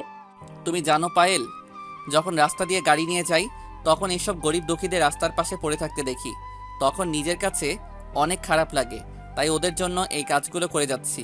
আর আমার এই খারাপ কাজ করার কোনো ইচ্ছে ছিল না। একমাত্র আব্বু আম্মুর কারণে এই পথটা বেছে নিতে বাধ্য হয়েছি। আমি বলি কি, তুমি এসব কাজ ছেড়ে দাও। আমরা দুজনে বিয়ে করে আবার সবকিছু নতুন করে শুরু করব। এখন আমি এই কাজ ছাড়তে পারবো না। আমি তখনই এই কাজ ছেড়ে দিব যখন বাংলাদেশ থেকে সব ময়লা আবর্জনা পরিষ্কার করতে পারবো। সেই দিন আমি নিজেই এসব কাজ ছেড়ে দিব। এখন ছেড়ে দিলে খারাপ লোকগুলো চান্স পেয়ে যাবে। রাস্তাঘাটে মানুষ নিরাপদে চলতে পারবে না। একমাত্র আমার কারণে এই দেশের মানুষ নিরাপদে চলতে পারে। আমার কথাটা শেষ হতে না হতেই পায়েল এমন কিছু করবে সেটা আমি কখনো ভাবতে পারিনি। পায়েল আমার সাথে এটা কি করলো? আমার কথা শেষ হতেই পায়েল আমার ঠোঁটের সাথে ঠোঁট লাগিয়ে দিল। আমাকে শক্ত করে জড়িয়ে ধরে কিস করতে লাগলো। প্রায় 5 মিনিট পর ছেড়ে দিল। আমি হাঁপাতে হাঁপাতে বললাম, পায়েল, এটা তুমি কি করলে? আমি তোমার কাছে এমন কিছু আশা করি নাই। আমি বলছি না আমাদের বিয়ের আগে কিছু হবে না। আমি তো বেশি কিছু করিনি, শুধু তোমাকে কিস করেছি, আর আমি তোমাকে ভালোবেসে কিস করেছি। ঠিক আছে, এখন তুমি আমার রুম থেকে যাও। দেখো রাইসা একা একা কি করছে। পায়েল ঠিক আছে বলে রুম থেকে বেরিয়ে গেল। দেখতে দেখতে একটা মাস চলে গেল। পায়েল আর আমার ভালোবাসা আগের মতো আছে। কালকে নির্বাচন, এই এক মাসে আর কোনো কাজ করি নাই। নির্বাচন শেষ হলে আমার একটা মিশন আছে। দেখতে দেখতে নির্বাচন শেষ হলো। এবারও জাহিদ খান পাশ হয়েছে, তার বিপক্ষ প্রার্থী বসে গেছে, তাই জাহিদ খানের কাছ থেকে কেউ নিতে পারে নাই। আজকে পায়েল তাদের বাড়িতে চলে যাবে। সব কিছু গুছিয়ে নিচে আসলো, সাথে রাইসাও আছে। রাইসা আমার পাশে একটা চেয়ার টেনে বসলো। পায়েল রাইসার পাশে চেয়ার টেনে বসলো। তখন রাইসা বলল, আম্মু, তোমাকে ছাড়া আমি থাকতে পারবো না, প্লিজ তুমি তাড়াতাড়ি চলে এসো। ঠিক আছে আম্মু, কিছুদিন অপেক্ষা করো, তারপর আম্মু একেবারের জন্য তোমার কাছে চলে আসবো। তোমার নানা নানিকে তো রাজি করাতে হবে। তুমি যদি রাজি করাতে না পারো, তাহলে আমি তাদের কাছে তোমাকে ভিক্ষা চাইবো, তারপরেও তোমাকে আমার আম্মু বানাবো। পায়েল রাইসাকে জড়িয়ে ধরে কান্না করে বলল, তুমি আমাকে এত ভালোবাসো কেন? তোমাকে ছেড়ে যেতে মন চাইছে না। কারণ তোমাকে আমি অনেক ভালোবাসি, নিজের আপন মা বানিয়েছি। তোমাকে ছাড়া থাকবো কি করে? আমি নানা নানির সাথে কথা বলে তোমাকে এই বাসায় নিয়ে আসবো। তুমি চিন্তা করো না আম্মু, তোমার নানা নানি রাজি না হলেও আমি তোমার কাছে চলে আসবো। এখন কান্না থামাও, নাস্তা শেষ করে নাও। আর তোমার আব্বু বলেছে কেন তোমাকে এত জরুরি বাসায় যেতে? সেটা বলে নাই, তবে বলেছে আমার জন্য নাকি খুশির সংবাদ আছে, সেটা বাড়িতে গেলে বলবে। ও, নাস্তা শেষ করে নাও। তোমার আব্বু গাড়ি পাঠিয়ে দিছে। রাফি আমাকে বলছে তোমার গাড়ি চলে এসেছে। পায়েল আর কোনো কথা না বলে নিজে নাস্তা করলো, সাথে রাইসাকে খাইয়ে দিল। নাস্তা শেষ করার পর আমার লোকগুলোকে বললাম পায়েলের ব্যাগ গাড়িতে নিয়ে রাখতে। পায়েল রাইসাকে বলল, রাইসা মামুনি, তুমি একটু বাইরে যাও তো, তোমার আব্বুর সাথে আমি একটু কথা বলে আসছি। রাইসা ঠিক আছে বলে রাফির সাথে বাসার বাহিরে চলে গেল। রাইসা আর রাফি বেরিয়ে যাওয়ার সাথে সাথে পায়েল আমাকে জড়িয়ে ধরে ঠোঁটের সাথে ঠোঁট লাগিয়ে দিল। প্রায় 5 মিনিট পর ছেড়ে দিয়ে নিজেই কান্না করতে লাগলো। তখন আমি বললাম, এই পায়েল, তুমি কান্না করছো কেন? তোমাকে শক্ত হতে হবে। তুমি এভাবে ভেঙে পড়লে তো কিছুই হবে না। তোমাকে ছেড়ে যেতে মন চাইছে না, আমার মনের ভেতর কেমন জানি ভয় লাগছে, আমি না তোমাকে হারিয়ে ফেলি। এরকম ভয় পেলে চলবে? তুমি তোমার আব্বু আম্মুকে বুঝিয়ে বললে হয়তো তারা রাজি হয়ে যাবে, আর না হলে মনে করব তুমি আমার কপালে ছিলে না। যদি আব্বু আম্মু রাজি না হয়, তাহলে তুমি কি আমাকে নিয়ে এসো। আব্বু তোমাকে দেখলে আমাকে এমনিই তোমার হাতে তুলে দেবে। শোনো পায়েল, আমি নিজের ক্ষমতা দেখিয়ে তোমাকে তুলে আনতে পারবো না। তোমার আব্বু আম্মু যদি আমার হাতে তোমাকে তুলে দেয়, তাহলে আমি তোমাকে নিয়ে আসবো। আব্বু আম্মু না রাজি হলে তুমি আমাকে ভুলে যাবে? আমার কথা তোমার একটু মনে পড়বে না? আমাকে ভুলে থাকতে হবে, হয়তো কিছুদিন খারাপ লাগবে, পরে এমনি ঠিক হয়ে যাবে। রাসেল, শেষবারের মতো আমাকে আরেকটা কিস করবে? হয়তো এটা আমার শেষ কিস, আর আব্বু আম্মু রাজি হলে সারা জীবন তোমার ওই ঠোঁট দুটো নিজের করে রাখবো। আমি আর কোনো কথা না বলে পায়েলের ঠোঁটের সাথে ঠোঁট লাগিয়ে দিলাম। কিছুক্ষণ পর দুজন দুজনকে ছেড়ে দিয়ে বাহিরে চলে আসলাম। পায়েল গাড়িতে ওঠার আগে রাইসাকে কিছুক্ষণ জড়িয়ে ধরে কান্না করেছে। অনেক কষ্টে রাইসাকে পায়েলের কাছ থেকে ছাড়িয়ে আনলাম। তারপর পায়েল চলে গেল। আমি রাইসাকে কোলে করে রুমে নিয়ে আসলাম। তখন রাইসা বলল, আব্বু আম্মু কি আর ফিরে আসবে না? আমি আম্মুকে ছাড়া থাকতে পারবো না, আমি অনেক ভালোবাসি আম্মুকে। কে বলেছে তোমার আম্মু আসবে না? দেখবে কিছুদিন পর তোমার আম্মু তোমার কাছে চলে আসবে। তুমি কান্না করো না। তোমার কথা যেন সত্যি হয় আব্বু। এই বলে রাইসা আমার কোলে শুয়ে পড়ল। রাইসার ঘুম আসার পর তাকে রেখে রুম থেকে বেরিয়ে আসলাম। নিচে আসার পর রাফি বলল, শোন রাসেল, আমজাদ খানের আস্তানায় আমাদের লোক পাঠিয়েছি, বলেছি যে করেই হোক তার সব খবর আমাদের দেওয়ার জন্য। ভালো করছিস। এখন বল রনি আর রকির কি খবর? তারা এখনো কি হাসপাতালে আছে, নাকি তারা বেরিয়ে গেছে? শুনেছি তাদের লোক এসে রনি আর রফিকে নিয়ে গেছে, তবে কোথায় নিয়ে গেছে সেটা বলতে পারবো না। আর ওদের খোঁজ খবর নিয়ে তুই কি করবি? ওরা তো আর কিছুই করতে পারবে না। আমি জানি তারা আমাকে মারার জন্য আমজাদ খানের কাছে যাবে। ওদের তো এখন একটা হাত আর একটা পা আছে, তারা এখন আলগা হাত পা লাগাবে। এবার যদি আমাদের ক্ষতি করতে আসে তাহলে তাদের আর বাঁচিয়ে রাখবো না। ওরা এখনও তোকে ভালো করে চেনে নাই। ঠিক আছে, তুই এখন রুমে যা। যদি কোনো খবর আসে তাহলে আমাকে জানাস। আমি একটু রুমে গেলাম। ঠিক আছে যা, তবে আজকে মন্ত্রী তোকে রাতে তার সাথে দেখা করতে বলেছে। আমি ঠিক আছে বলে উপরে এসে নিজের রুমে চলে আসলাম। রুমে এসে বিছানায় শুয়ে পড়লাম। পায়েলের কথা খুব মনে পড়ছে। পায়েলের সামনে নিজেকে অনেক শক্ত রেখেছি। যদি আমি ভেঙে পড়তাম তাহলে পায়েল ভুলেও তাদের বাড়িতে যেত না। পায়েল এসেছে অনেক দিন হয়েছে, তার আব্বু আম্মু অনেক চিন্তা করছে, তাই ওকে যেতে দিলাম। কিন্তু আজ পর্যন্ত পায়েলের আব্বু আম্মুর সাথে আমি কথা বলি নাই। পায়েলকে ছাড়া পুরো বাসা ফাঁকা ফাঁকা লাগে। আর আমি জানি পায়েলের আব্বু কখনো রাজি হবে না। সেখানে একটা রহস্য আছে। গল্পের সাথে থাকুন, সব জানতে পারবেন। রাতে রাফি আর আমি বাসা থেকে বেরিয়ে সাথে লোক নিয়ে মন্ত্রীর বাসায় চলে আসলাম। কলিং বেল চাপ দেওয়ার পর আন্টি এসে দরজা খুলে দিল। আমাদের দেখে আন্টি বলল, আরে রাসেল এবং রাফি, হঠাৎ আমার বাসায়? তোমরা তো আমার বাসায় আসো না, তা আজকে আসলে যে? আসলে আন্টি, আঙ্কেল বলছে ওনার সাথে দেখা করতে। কী জন্য দেখা করতে বলছে তা বলতে পারবো না। তোমার আঙ্কেল বললে আসো, তোমার এই আন্টির কথা একটু মনে পড়ে না? আর পড়বেই কেমন করে, আমি তো তোমাদের আপন কেউ না। তুমি রাগ করো না আন্টি, এবার কিছুদিন পর পর তোমাকে দেখতে আসবো। এবার খুশি? অনেক খুশি। এবার ভিতরে গিয়ে বসো, আমি তোমাদের আঙ্কেলকে ডেকে দিচ্ছি। বলে আন্টি ভিতরে চলে গেল। আমি আর রাফি ভিতরে ঢুকে সোফায় গিয়ে বসলাম। কিছুক্ষণ পর মন্ত্রী আমাদের সামনে আসলো। তখন আমি বললাম, তো বলুন, কেন ডেকেছেন আমাকে? আপনি তো আবার কোনো কাজ ছাড়া আমাকে মনে করেন না। আজকে তোমাকে কাজের জন্য ডাকি নাই, আজকে তোমাকে একটা জিনিস দিব। সালাম, সুটকেসটা নিয়ে আয় তো। মন্ত্রীর কথা মতো সালাম দিয়ে ভিতর থেকে একটা সুটকেস নিয়ে আসলো। তারপর মন্ত্রী আবার বলল, এখানে পুরো 2 কোটি টাকা আছে, এগুলো তুমি গরিব মানুষের মাঝে বিলিয়ে দিবে। আজ তোমার কারণে মন্ত্রী পদ হাতছাড়া হয়নি, তোমার কারণে আমি আবার মন্ত্রী হয়েছি। আচ্ছা আমাকে একটা কথা বলুন তো, হঠাৎ আপনার কি হলো? আপনার ভিতরে হঠাৎ গরিবদের জন্য মায়া হলো কেন? আমি জীবনে গরিবের হক মেরে খেয়েছি, আমি আর গরিবের হক মেরে খাবো না।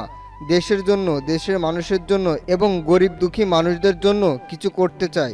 আমি এখন থেকে হক পথে চলবো। আপনার কথাগুলো শুনে অনেক ভালো লেগেছে। এখন থেকে আপনি আমাকে সব সময় আপনার সাথে পাবেন, তবে কখনো খারাপ কাজে আসবো না, সব সময় ভালো কাজে আসবো। ঠিক আছে, এখন টাকাগুলো রাখো। রাফি টাকাগুলো নেই। তাহলে আমরা এখন আসি, কখনো প্রয়োজন হলে ডাক দিবেন, আমি হাজির হয়ে যাব। আসসালামু আলাইকুম। এই বলে যেই না উঠতে যাব তখন আন্টি এসে হাজির। তখন আন্টি বলল, কোথাও যাওয়া হচ্ছে না, আমি টেবিলে সব কিছু রেডি করে রেখেছি, তোমরা ফ্রেশ হয়ে আসো, খাবার খেয়ে তারপর যাবে। কি আর করার, আন্টির কথা আর ফেলতে পারলাম না। আমি আর রাফি ফ্রেশ হয়ে এসে খাবার খেয়ে আন্টি আর মন্ত্রীর থেকে বিদায় নিয়ে বাসা থেকে বেরিয়ে আসলাম। বাসায় আসতেই হঠাৎ রাফির মোবাইলে ফোন আসে। রাফি ফোন ধরে আমাকে দিল। তখন আমি হ্যালো বললাম। ওপাশ থেকে শিহাব বলল, ভাই, আমজাদ খানের সব খবর পেয়েছি। আমজাদ খান 1 বছর আগে বাংলাদেশের বাইরে ছিল। এই বছর বাংলাদেশ থেকে ইয়াবা, অস্ত্র, ড্রাগ এগুলোর অবৈধ ব্যবসা করে যাচ্ছে। আর এটাও জানছি তার সাথে নাকি বাইরের লোকের সাথে হাত আছে। কিন্তু এখন আমজাদ খানকে দেখতে পাইনি। তার কিছু লোককে আটক করে কথাগুলো বের করতে পেরেছি, কিন্তু আমজাদ খান কোথায় আছে সেটা বলে নাই। তারপর ওদেরকে গুলি করে মেরে ফেলেছি। আমার মনে হয় আমজাদ খান কোথাও লুকিয়ে আছে, সবার সামনে আসে না, হয়তো লুকিয়ে লুকিয়ে অন্য কিছুর প্ল্যান করছে। কিন্তু আমি ওই আমজাদ খানকে কখনো ছাড়বো না, তাকে আমি খুঁজে বের করবই। ভাই, আপনি কোনো চিন্তা করবেন না, আমি আরও লোক বাড়িয়েছি। বর্ডারের চারপাশে তন্ন তন্ন করে খুঁজতে আছি। একদিন ঠিকই ওই আমজাদ খানকে ধরতে পারবো। ঠিক আছে, তোরা একটু সেফে থাকবি। আমজাদ খানের লোক যেন তোদের কিছু করতে না পারে। আর কোনো কিছু লাগলে রাফির কাছে বলবি। যদি আমজাদ খানের সন্ধান পাওয়া যায় তাহলে তোরা কিছু করবি না, যা করার আমি নিজেই ওকে করব। শিহাব ঠিক আছে বলে ফোন কেটে দিল। শিহাবের সাথে কথা বলতে বলতে বাসায় চলে আসলাম। দরজার সামনে দাঁড়িয়ে কলিং বেল চাপ দেওয়ার পর খালা এসে দরজা খুলে দিল। আমি খালাকে দেখে বললাম, খালা, রাইসা কি ঘুমিয়ে গেছে? রাতের খাবার খেয়েছে? তার আব্বুকে ছাড়া ও বলেছে কিছু খাবে না। তার আব্বুকে নিয়ে আসলে সে খাবার খাবে। ঠিক আছে খালা, তুমি আমাকে 1 প্লেট খাবার দাও, আমি নিজ হাতে ওকে খাইয়ে দিব। খালা আর কোনো কথা না বলে 1 প্লেট খাবার আমার হাতে দিল। আমি রুমে এসে দেখি রাইসা কোলবালিশ জড়িয়ে ধরে শুয়ে আছে। রাইসার মুখটা কান্না করতে করতে কেমন যেন হয়ে গেছে। আমি রাইসার পাশে বসে তাকে ডাকতে লাগলাম। রাইসা আমার ডাক শুনে চোখ খুলে আমাকে জড়িয়ে ধরে আবার কান্না করে দিল। তখন রাইসা বলল, আব্বু তুমি এসেছো? দেখো না, আমার আম্মু সেই সকালবেলা বাসায় গেছে, আমার কাছে একটা মিনিটের জন্য ফোন দেয় নাই। আব্বু, আমার আম্মুকে ছাড়া আমার কিছুই ভালো লাগছে না, তুমি আমার আম্মুকে ফিরিয়ে এনে দাও, আমি তোমার কাছে আর কিছুই চাই না। স্যার কথা শুনে কি বলবো, কোনো ভাষা খুঁজে পাচ্ছি না। মেয়েটা পায়েলকে অনেক ভালোবেসে ফেলেছে, এখন যদি পায়েলকে রাইসার কাছে না এনে দেই তাহলে রাইসা অসুস্থ হয়ে পড়বে। আমাকে যে করেই হোক পায়েলকে এই বাড়িতে নিয়ে আসতে হবে। কিন্তু আমার একটা জিনিস মাথায় ঢুকছে না, পায়েল সেই সকালবেলা বাসা থেকে বেরিয়ে গেল, এখনো পর্যন্ত একটা ফোন দিয়ে বলল না নাকি পায়েল কোনো বিপদে পড়েছে। আগে রাইসাকে বুঝিয়ে খাবার খাইয়ে ঘুম পাড়িয়ে দিয়ে রুমে গিয়ে পায়েলকে ফোন দিব। রাইসা মামুনি, তুমি কান্না করো না, আমি কথা দিচ্ছি তোমার আম্মুকে কিছুদিন পর তোমার কাছে নিয়ে আসবো। তবে তোমাকে খাওয়া দাওয়া ঠিক মতো করতে হবে, তা না হলে আমি তোমার আম্মুকে এনে দিব না। না না, আমি খাওয়া দাওয়া ঠিক মতো করব। তুমি শুধু আমার আম্মুকে আমার কাছে নিয়ে আসবে, আমি তোমার কাছে আর কিছুই চাইবো না। ঠিক আছে, তাহলে এখন আমার হাতে খাবার খেয়ে নাও, আমি কালকে তোমার আম্মুর বাসায় যাব। রাইসা চোখের পানি মুছে আমার হাতে খাবার খেতে লাগলো। রাইসাকে খাবার খাইয়ে দিয়ে ঘুম পাড়িয়ে ওয়াশরুমে চলে আসলাম। ফ্রেশ হয়ে মোবাইলটা হাতে নিয়ে পায়েলকে ফোন দিলাম, কিন্তু অবাক করার বিষয় হলো পায়েলের মোবাইল বন্ধ বলছে। আমি অনেকবার পায়েলের মোবাইলে ফোন দিছি, কিন্তু বারবার মোবাইল বন্ধ বলছে। তাই আর পায়েলকে ফোন দিলাম না। আর কিছু চিন্তা না করে রাইসাকে জড়িয়ে ধরে শুয়ে পড়লাম। পরের দিন রাইসাকে বুঝিয়ে রাফির এবং খালার কাছে বলে গাড়ি নিয়ে সেই দিনাজপুরে রওনা দিলাম। আসার সময় রাফিকে বলে আসছি রাইসা এবং খালাকে দেখে রাখতে। আর মন্ত্রী আমার কথা জিজ্ঞেস করলে বলতে বলছি আমি একটা কাজের জন্য ঢাকার বাহিরে গেছি। প্রায় 5 ঘন্টা পর চিরচেনা সেই শহরে চলে আসলাম। আমার আসার কোনো ইচ্ছে ছিল না এই শহরে, শুধুমাত্র রাইসার জন্য এসেছি। এই শহরে না আসার কারণ আব্বু আম্মু আমাকে ফেলে রাখার পর নানা নানি এবং মামা মামি আমার কোনো খোঁজ খবর নেয় নাই। তাই আব্বু আম্মুর মতো ওদের আমি ঘৃণা করি। আগের থেকে অনেক পরিবর্তন হয়ে গেছে এই দিনাজপুর। এই স্কুলটা নতুন করে আবার বানিয়েছে, কত স্মৃতি জমে আছে এই শহরে। এখানে আমার কিছু বন্ধু ছিল, কিন্তু যাওয়ার পর তাদের সাথে আর যোগাযোগ হয়নি। তো যাই হোক, দেখতে দেখতে পায়েলদের বাসার সামনে চলে আসলাম। গাড়ি একটু সাইড করে দারোয়ানের সামনে গেলাম। তখন দারোয়ান আমাকে দেখে বলল, কাকে চাই? আর তোমাকে তো চিনতে পারলাম না, কোথায় থেকে আসছো তুমি? আসলে চাচা, আমি ঢাকা থেকে আসছি। পায়েল আর আমি বন্ধু, ওর সাথে একটু দেখা করতে আসছি। কাল সকাল থেকে ওর মোবাইল বন্ধ। পায়েল মামুনির জন্য স্যারের বিয়ে ঠিক করছে, ছেলে স্যারের বন্ধুর ছেলে, কিন্তু পায়েল মামুনি এই বিয়েতে রাজি না। তাই স্যারের জোর করে পায়েল মামুনিকে বিয়ে দিতে চাইছে, আর ওর মোবাইল নিয়ে গেছে। তারপর দারোয়ান যেটা বলল সেটা শোনার জন্য আমি মোটেও প্রস্তুত ছিলাম না। দারোয়ান চাচা এটা কি বলল? এখন পায়েল কোথায় আছে? ওর সাথে কি কথা বলা যাবে? আমি ওর সাথে 2 মিনিট কথা বলতে চাই। পায়েলকে তো রুমের ভিতরে আটকে রেখেছে, তাকে ঘর থেকে বের হতে দিচ্ছে না। হঠাৎ গতকালের সেই ড্রাইভার ভিতর থেকে বেরিয়ে আসলো, যে পায়েলকে বাসায় নিয়ে আসছে। আমাকে দেখে ড্রাইভার বলল, আরে ভাই, আপনি এখানে হঠাৎ আজকে পায়েল ম্যামের বাসায়? দারোয়ান ড্রাইভারের কথা শুনে তাকে বলল, তুমি ওকে ভাই বলছো কেন? তুমি কি ওনাকে চিনো? ওনাকে চিনে না বাংলাদেশের এমন কোনো মানুষ নাই। উনি হচ্ছে সেই মাফিয়া রাসেল, যে গরিব দুঃখী মানুষের জন্য কাজ করে যাচ্ছে, যার নাম শুনলে বড় বড় নেতারা ভয়ে প্রস্রাব করে দেয়। সরি ভাই, আমি আপনাকে চিনতে পারি নাই, আপনি আমাকে ক্ষমা করে দেন। আপনাকে এতক্ষণ দাঁড় করিয়ে কথা বলছি। চাচা, আপনি আমার বাবার বয়সী, আমাকে আপনি তুই করে বলবেন। আর আপনি তো কোনো দোষ করেন নাই, তাহলে ক্ষমা কেন চাইছেন? তুমি অনেক ভালো একটা ছেলে, তোমার মতো ছেলে হয় না। তোমার নাম অনেকবার শুনেছি, কিন্তু কখনো দেখি নাই। আজকে তোমাকে সরাসরি দেখবো তা কখনো ভাবিনি। আচ্ছা, এসব কথা বাদ দেন। এখন বলেন, আমি কি পায়েলের সাথে কথা বলতে পারবো? তার সাথে কিছু কথা বলতে চাই। ভাই, চাচা কিছু করতে পারবে না, আমি ম্যামের সাথে কথা বলার সুযোগ করে দিচ্ছি। আপনি গিয়ে গাড়িতে বসুন। এ কথা বলে ড্রাইভার ভিতরে চলে গেল। আমি আমার গাড়িতে গিয়ে বসলাম। প্রায় আধা ঘন্টা পর দেখি ড্রাইভার বোরকা পরা একটা মেয়েকে নিয়ে আমার গাড়ির সামনে আসলো। আমি গাড়ির দরজা খুলে দিলাম। মেয়েটা ভিতরে ঢুকে আমাকে জড়িয়ে ধরে কান্না করে দিল। মেয়েটা আর কেউ নয়, পায়েল। আমি পায়েলকে শক্ত করে জড়িয়ে ধরলাম। পায়েল আমাকে জড়িয়ে ধরে বলল, রাসেল, আমি অন্য ছেলেকে বিয়ে করতে পারবো না। তুমি আমাকে এখান থেকে নিয়ে চলো, তা না হলে আব্বু আম্মু আমাকে জোর করে তার বন্ধু ছেলের সাথে বিয়ে দেবে। আমি তোমাকে ছাড়া অন্য কাউকে বিয়ে করতে পারবো না। এই পাগলি, তোমাকে আমি অন্য ছেলের সাথে বিয়ে হতে কখনো দিব না।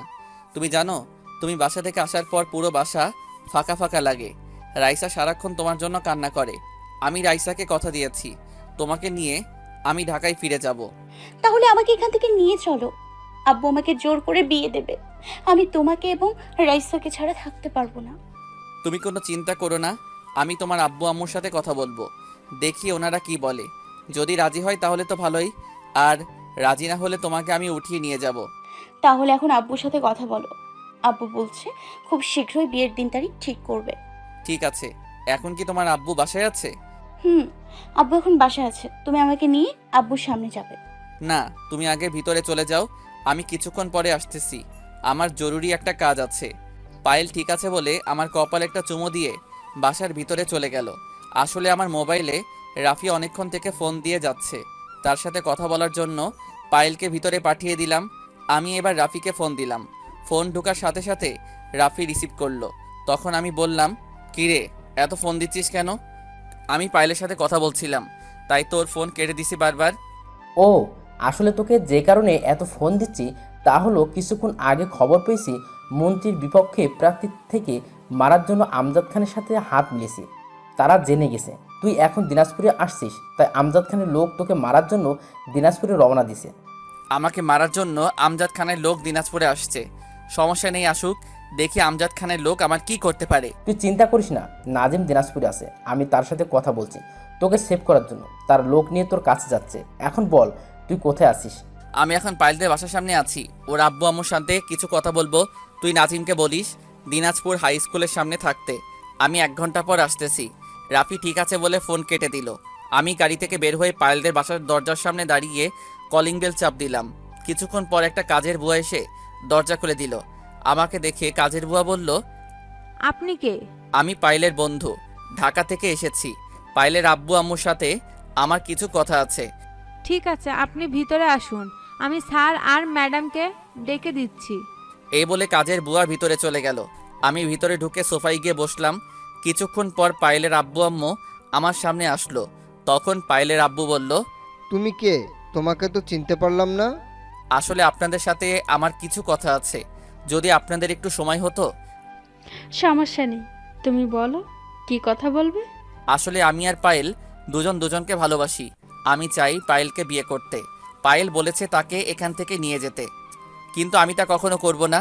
আমি চাই আপনারা নিজ হাতে পায়েলকে আমার হাতে তুলে দিবেন।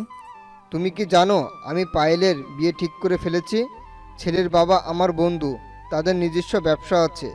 পায়েলকে আপনারা জোর করে বিয়ে দিতে পারবেন, কিন্তু কখনো আমাকে ছাড়া সুখী হবে না। তোমার কি যোগ্যতা আছে যে আমার মেয়েকে বিয়ে করবে? টাকা পয়সা, বাড়ি গাড়ি, ব্যাংক ব্যালেন্স এসব কিছু আছে তোমার? আমার যা কিছু আছে সেটার 5 ভাগের 1 ভাগ আপনার নেই। আর আপনি এখনো আমার আসল পরিচয় পান নাই, আমি কে। তা বলো তুমি কে? আর তোমাকে দেখে তো মনে হয় না তুমি আমার থেকে বড় লোক। আমি বড়লোক ভাব নিয়ে চলি না, আমি সাধারণ মানুষের মতো চলাফেরা করি। আর বাংলাদেশের রাসেল নামে কোনো মাফিয়ার নাম শুনেছেন? শুনেছি, তবে সে খারাপ মানুষের ক্ষতি করে, তাদের মেরে রাস্তায় ফেলে রাখে। সরকার তার কিছুই করতে পারে না। ঠিকই শুনেছেন। আর সেই মাফিয়া রাসেল আমি। আপনার মেয়ে এতদিন আমার ওখানে ছিল, আর আপনি আমাকে আগে থেকে চিনেন। হয়তো অনেক বছর পর দেখছেন, তাই চিনতে পারেন নাই। তোমাকে আমি চিনি মানে? আর তুমি একজন মাফিয়া হয়ে আমার বাসায় এভাবে আসলে কেন? তোমার সাথের লোকজন কোথায়? আমি সাথে করে কাউকে নিয়ে আসি নাই। আমি যে শহরে যাই সেই শহরে আমার লোক আছে। আর আপনি একটু মনে করে দেখেন তো, কয়েক বছর আগে একদিন রাস্তায় একটা ছেলে আপনার ড্রাইভারকে থাপ্পড় মারতে গিয়ে আপনার গায়ে থাপ্পড়টা পড়লো। থাপ্পড়টা কেন মারতে গেছি সেটা হয়তো আপনি ভালো করেই জানেন। আমার মনে পড়েছে, রাতে বৃষ্টি হওয়ার কারণে পরের দিন রাস্তায় পানি জমেছিল। আমার ড্রাইভার জোরে গাড়ি চালিয়ে যাওয়ার সময় তোমার গায়ে পানি পড়ে। তুমি একটা ইটের টুকরো নিয়ে আমার গাড়িতে মারো। তখন আমার ড্রাইভার গাড়ি দাঁড় করিয়ে তোমাকে গিয়ে একটা থাপ্পড় মারে। এর ভিতরে আমি তোমাদের সামনে চলে আসলাম। তখন তুমি ড্রাইভারকে থাপ্পড় মারতে গিয়ে আমার গালে মেরে দাও। ঠিকই ধরেছেন, কিন্তু ওখানে আপনাদের দোষ ছিল, আমার কোনো দোষ ছিল না। আপনার ড্রাইভারের উচিত ছিল গাড়ি আস্তে আস্তে চালিয়ে যাওয়া। এখন তারপরেও ওই ঘটনার জন্য আপনার কাছে আমি ক্ষমা চাচ্ছি। আপনি আমাকে মাফ করে দিবেন। তোমার তো কোনো দোষ নেই, তাহলে ক্ষমা চাচ্ছ কেন? আর আমি রাজি আছি পায়েলের সাথে তোমার বিয়ে দেওয়ার জন্য। তোমার মতো ছেলের সাথে আমার মেয়েকে বিয়ে দেবো না, এটা কি করে হয়? তুমি তোমার আব্বু আম্মুকে বাসায় পাঠিয়ে দিও। একটা কথা বলি, রাগ করবেন না। আমার আব্বু আম্মু কেউ নেই, তারা আমার কাছে মৃত। আজ তাদের জন্য আমি একজন মাফিয়া নামে পরিচিত। কেন? তোমার আব্বু আম্মু কি করেছে যে কারণে তোমার কাছে তারা মৃত? হঠাৎ আমার মোবাইলটা বেজে ওঠে। তখন আমি একটু সাইডে গিয়ে ফোনটা রিসিভ করি। তখন ওই পাশ থেকে বলল, ভাই, আমি নাজিম। রাফি আমাকে আপনার নাম্বার দিয়েছে। আমি লোক নিয়ে হাই স্কুলের সামনে আছি। আপনি কোথায় আছেন? আমি এক জায়গায় আছি, আধা ঘন্টা পর আসতেছি, তোমরা ওখানে অপেক্ষা করো। নাজিম ঠিক আছে বলে ফোন কেটে দিল। আমি পায়েলের আব্বু আম্মুর সামনে গিয়ে বললাম, আপনাদের পরে সব কিছু খুলে বলবো। আমি চাই পায়েলকে আজকে সন্ধ্যায় কাজী ডেকে বিয়ে করব। তারপর তাকে নিয়ে ঢাকায় চলে যাব। আমার একটা কাজ বাকি আছে, ওটা শেষ করে বড় করে একটা অনুষ্ঠান করব, যদি আপনাদের মত থাকে। তুমি যেভাবে বলবে সেভাবে হবে। আমি সব কিছু রেডি করছি আর আমার বন্ধুকে মানা করে দিচ্ছি। অনেক ধন্যবাদ আপনাকে।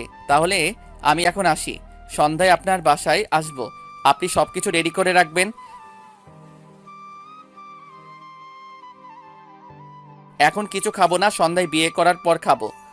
আমার সাথে আরও কিছু লোক আসবে। এই বলে তাদের থেকে বিদায় নিয়ে বাসা থেকে বেরিয়ে আসলাম। আমি এতক্ষণ পায়েলের আব্বু আম্মুর সাথে কথা বলছি, আর পায়েল এক কোণে দাঁড়িয়ে সব শুনেছে। পায়েল তার আব্বু আম্মুর কথা শুনে খুশিতে রুমে চলে গেল। আমি তাদের বাসা থেকে বেরিয়ে গাড়ি নিয়ে সোজা স্কুলের সামনে চলে আসলাম। স্কুলের সামনে এসে দেখি নাজিম 5 গাড়ি লোক নিয়ে অপেক্ষা করছে। আমি তাদের সামনে গাড়ি দাঁড় করালাম। গাড়ি থেকে নামার পর নাজিম আমার সামনে এসে বলল, আসসালামু আলাইকুম ভাই, কেমন আছেন? আজকে আপনাকে সামনাসামনি দেখবো সেটা কখনোই স্বপ্নে ভাবিনি। ও আচ্ছা, এখন বলো, আমজাদ খানের লোক দিনাজপুরে আসছে? আমরা তো কাউকে দেখি নাই। রাফি ভাই আমাদের বলার পর আমি লোক নিয়ে চলে আসি। হঠাৎ আমার মোবাইলটা বেজে উঠলো। তাকে দেখি পায়েল ফোন দিছে। আমি রিসিভ করার পর পায়েল ওপাশ থেকে যেটা বলল সেটা শোনার জন্য মোটেও প্রস্তুত ছিলাম না।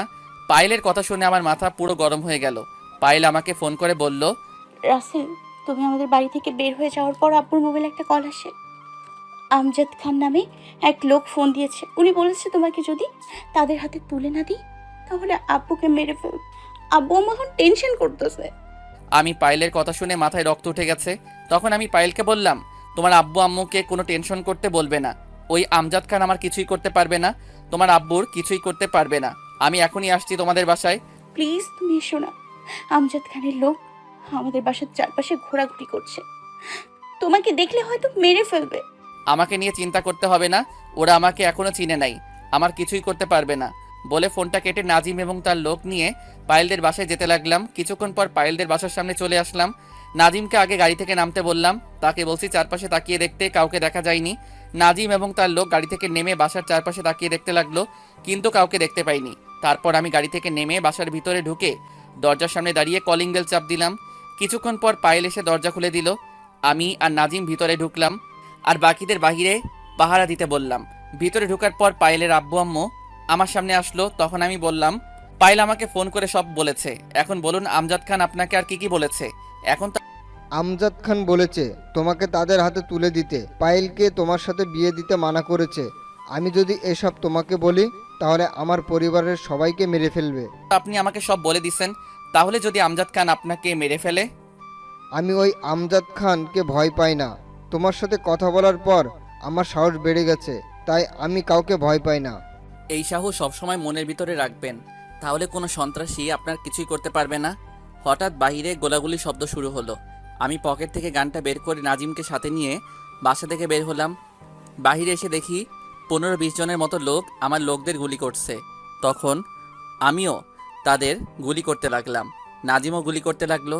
গুলি করতে করতে প্রায় ওদের সবগুলো লোক মারা গেছে, কিন্তু হঠাৎ একটা গুলি এসে আমার হাতে লাগে। আমি নিচে বসে গেলাম। নাজিম আমাকে ধরে বাসার ভিতরে নিয়ে গেল। পায়েল আমাকে দেখে দৌড় দিয়ে এসে জড়িয়ে ধরে কান্না করে দিল। তখন আমি বললাম, এই পায়েল, তুমি কান্না করছো কেন? আমার কিছুই হয়নি, শুধু হাতে একটা গুলি লেগেছে, এমনি ঠিক হয়ে যাবে। তুমি বললে ঠিক হয়ে যাবে? তুমি তো ডাক্তার, এখন তোমার হাত থেকে গুলি বের করতে হবে, তোমাকে এক্ষুনি হসপিটালে নিয়ে যেতে হবে। না মা, রাসেলকে নিয়ে বাসা থেকে বের হওয়া যাবে না। আমজাদ খানের লোক আবারও ওর উপর আক্রমণ করতে পারে। আপনি ঠিকই বলেছেন, ভাইকে রুমে নিয়ে যান, আমি দেখি একজন ডাক্তার নিয়ে আসতে পারি কিনা। আপনাকে কোথাও যেতে হবে না, আমি ওর গুলি বের করব। আপনি শুধু ওকে ধরে আমার রুমে নিয়ে আসুন, আমি ওর গুলি বের করার ব্যবস্থা করছি। নাজিম আর পায়েলের আব্বু আমাকে ধরে পায়েলের রুমে নিয়ে এসে বিছানায় শুয়ে দিল। গুলিটা অনেকটা ভিতরে ঢুকে গেছে।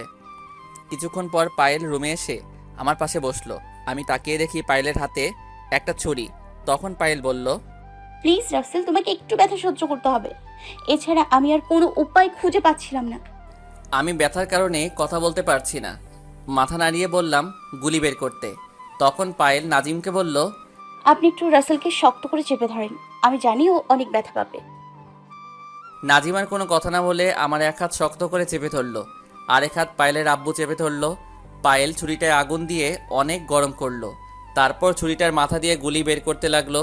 পায়েল ছুরিটা হাতে লাগানোর সাথে সাথে আমি অনেক জোরে চিৎকার করতে লাগলাম। হঠাৎ আমি ব্যথায় জ্ঞান হারিয়ে ফেললাম। তারপর আর কি হলো আমি বলতে পারবো না। হঠাৎ কারো কান্নার আওয়াজে ঘুম ভেঙে গেল। আমি চোখ খুলে তাকিয়ে দেখি রাইসা আমার এক হাত জড়িয়ে ধরে কান্না করতে আসে। তখন আমি রাইসাকে বললাম, আমার মামুনি কান্না করছো কেন? আমার তো কিছুই হয়নি। আর তুমি এখানে কার সাথে এসেছো? আমাকে রাফি চাচ্চু নিয়ে এসেছে। চাচ্চু বাইরে সবার সাথে কথা বলতে আছে। আজকে সকালে রাফি চাচ্চু আমাকে নিয়ে এসেছে। হঠাৎ রাফি, নাজিম এবং পায়েল রুমে আসলো। এতক্ষণ তো হাতের দিকে লক্ষ্য করি নাই। পায়েল আমার গুলিটা বের করে হাতে ব্যান্ডেজ করে দিচ্ছে। তখন রাফি বলল, তোর হাতে গুলি লেগেছে, তুই আমাকে একটা মিনিট ফোন করে বলবি না? রাত 3টার সময় নাজিম আমাকে ফোন দিয়ে বলে তোর হাতে আমজাদ খানের লোক গুলি করেছে। তারপর ভোরে ভোরে রাইসাকে সাথে নিয়ে রওনা দিয়ে এখানে আসলাম। এসেছিস ভালো হয়েছে। আর তোকে ফোন করতে পারি নাই, কারণ হাতে গুলি লাগার পর অনেক ব্যথা করছিল, তাই তোকে ফোন দিতে পারি নাই। এখন বল, কাউকে খুঁজে পেয়েছিস? এখনও কাউকে খুঁজে পাইনি, তবে বেশি দিন লাগবে না ওদের খুঁজে বের করতে।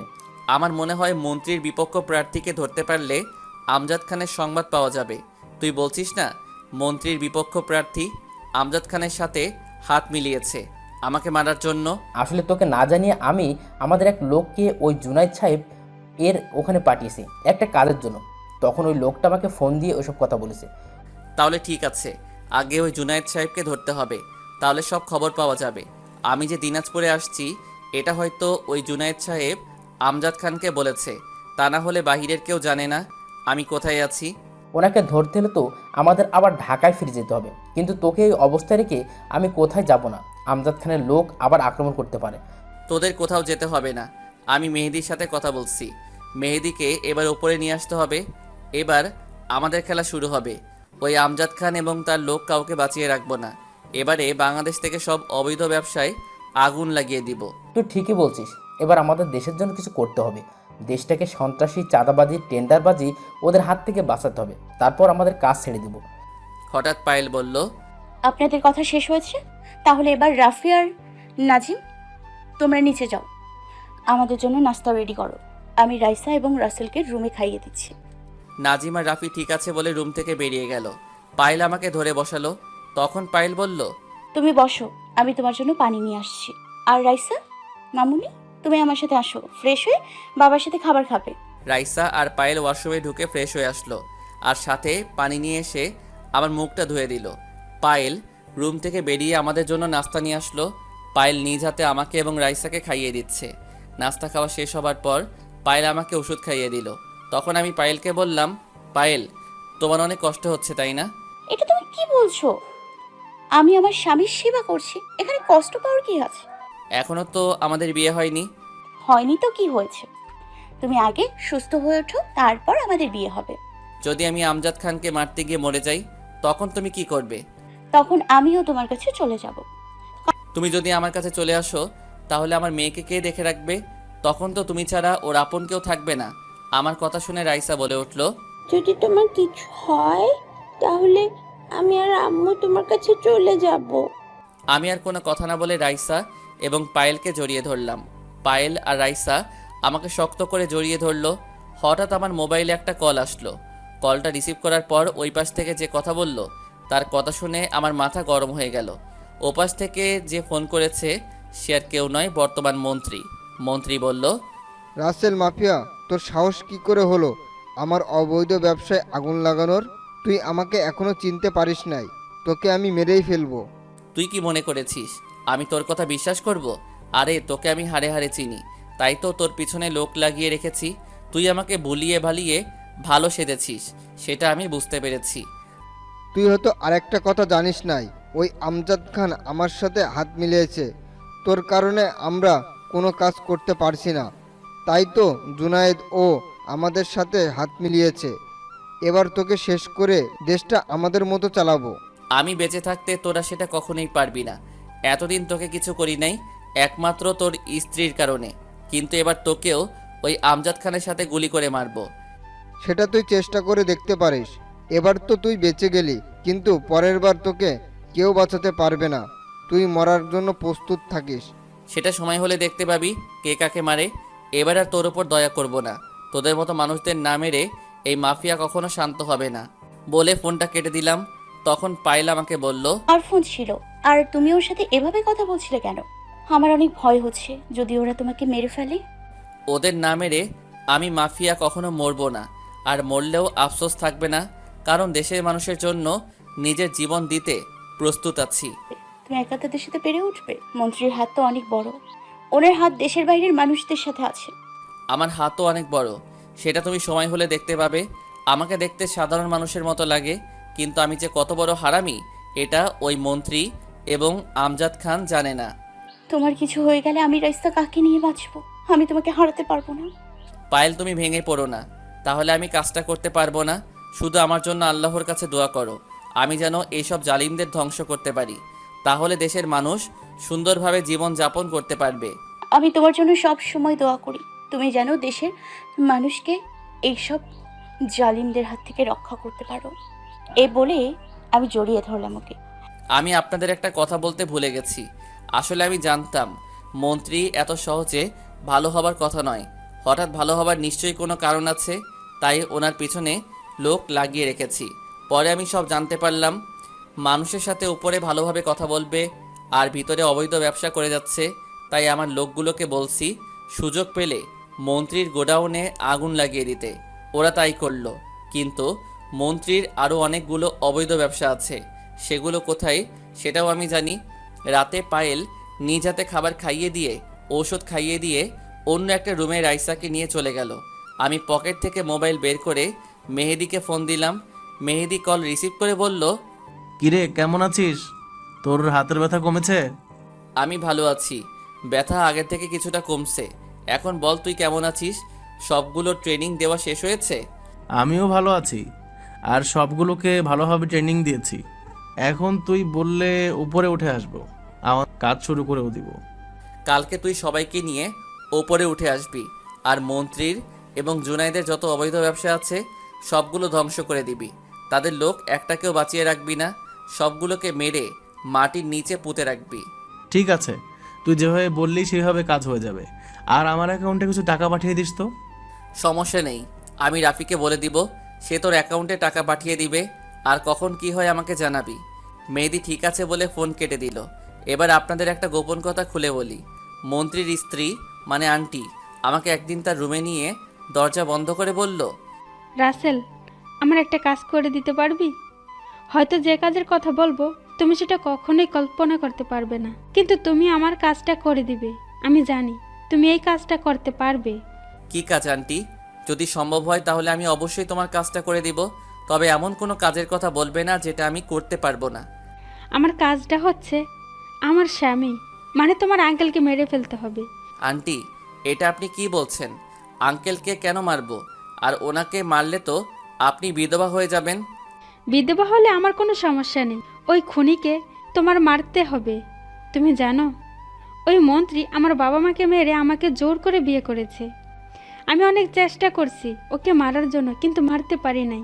তুমি ওকে মেরে ফেলো। ওর মতো খুনের সাথে আমি সংসার করতে চাই না। ও শুধু আমার বাবা মাকে মারে নাই, ও আমার ভালোবাসার মানুষটাকেও মেরে ফেলেছে। আন্টি, কথাগুলো বলতে বলতে ওনার চোখ দিয়ে পানি পড়ে, পুরো শাড়ি ভিজে গেছে। আন্টির কথা শুনে যেন আমার পায়ের নিচের মাটি সরে গেল। তখন আমি আন্টিকে বললাম, আচ্ছা আন্টি, মন্ত্রী কেন আপনার বাবা মাকে মেরেছে এবং আপনার ভালোবাসার মানুষকে মেরেছে? আমার কথা শুনে আন্টি বলতে লাগলো, এ মন্ত্রী আমার বাবার সম্পত্তির জন্য আব্বু আম্মুকে মেরে ফেলেছে। তখন এই মন্ত্রীর কিছুই ছিল না। এই মন্ত্রী আব্বুর অফিসে একজন ম্যানেজার ছিল। আব্বু তাকে অনেক বিশ্বাস করত, কিন্তু মন্ত্রী আব্বুর সাথে বেইমানি করে গাড়ি বাড়ি অফিস ব্যাংক ব্যালেন্স সব কিছু সই করে নিয়ে যায়। আব্বু পুলিশের কাছে মামলা করতে যাওয়ার সময় আব্বু আম্মুকে বাসায় মেরে ফেলে। তারপর আমাকে উঠিয়ে নিয়ে এসে বিয়ে করে। বিয়ের পর আজ পর্যন্ত আমাকে বাসার বাহিরে যেতে দেয়নি। প্রায় 15 বছরের মতো আমি বাসার বাহিরে যেতে পারি নাই। এর কারণে তুমি এই বাসায় আসলে ওর সামনে সুন্দরভাবে কথা বলি, কিন্তু মনের ভিতরে ওর জন্য ঘৃণা আর খুনের প্রতিশোধের আগুন জ্বলছে।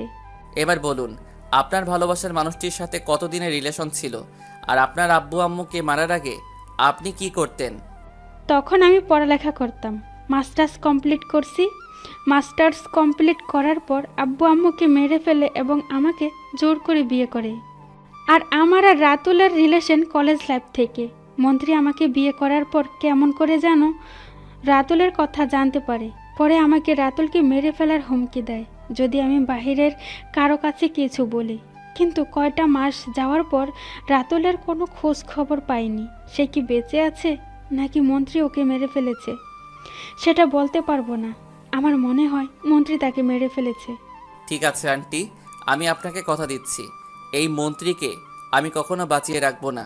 এখন ওনাকে মারা সহজ হবে না, আমার কিছু প্রমাণ জোগাড় করতে হবে, তা না হলে ওনাকে মারা যাবে না। এই ছিল আন্টির সাথে আমার কথা।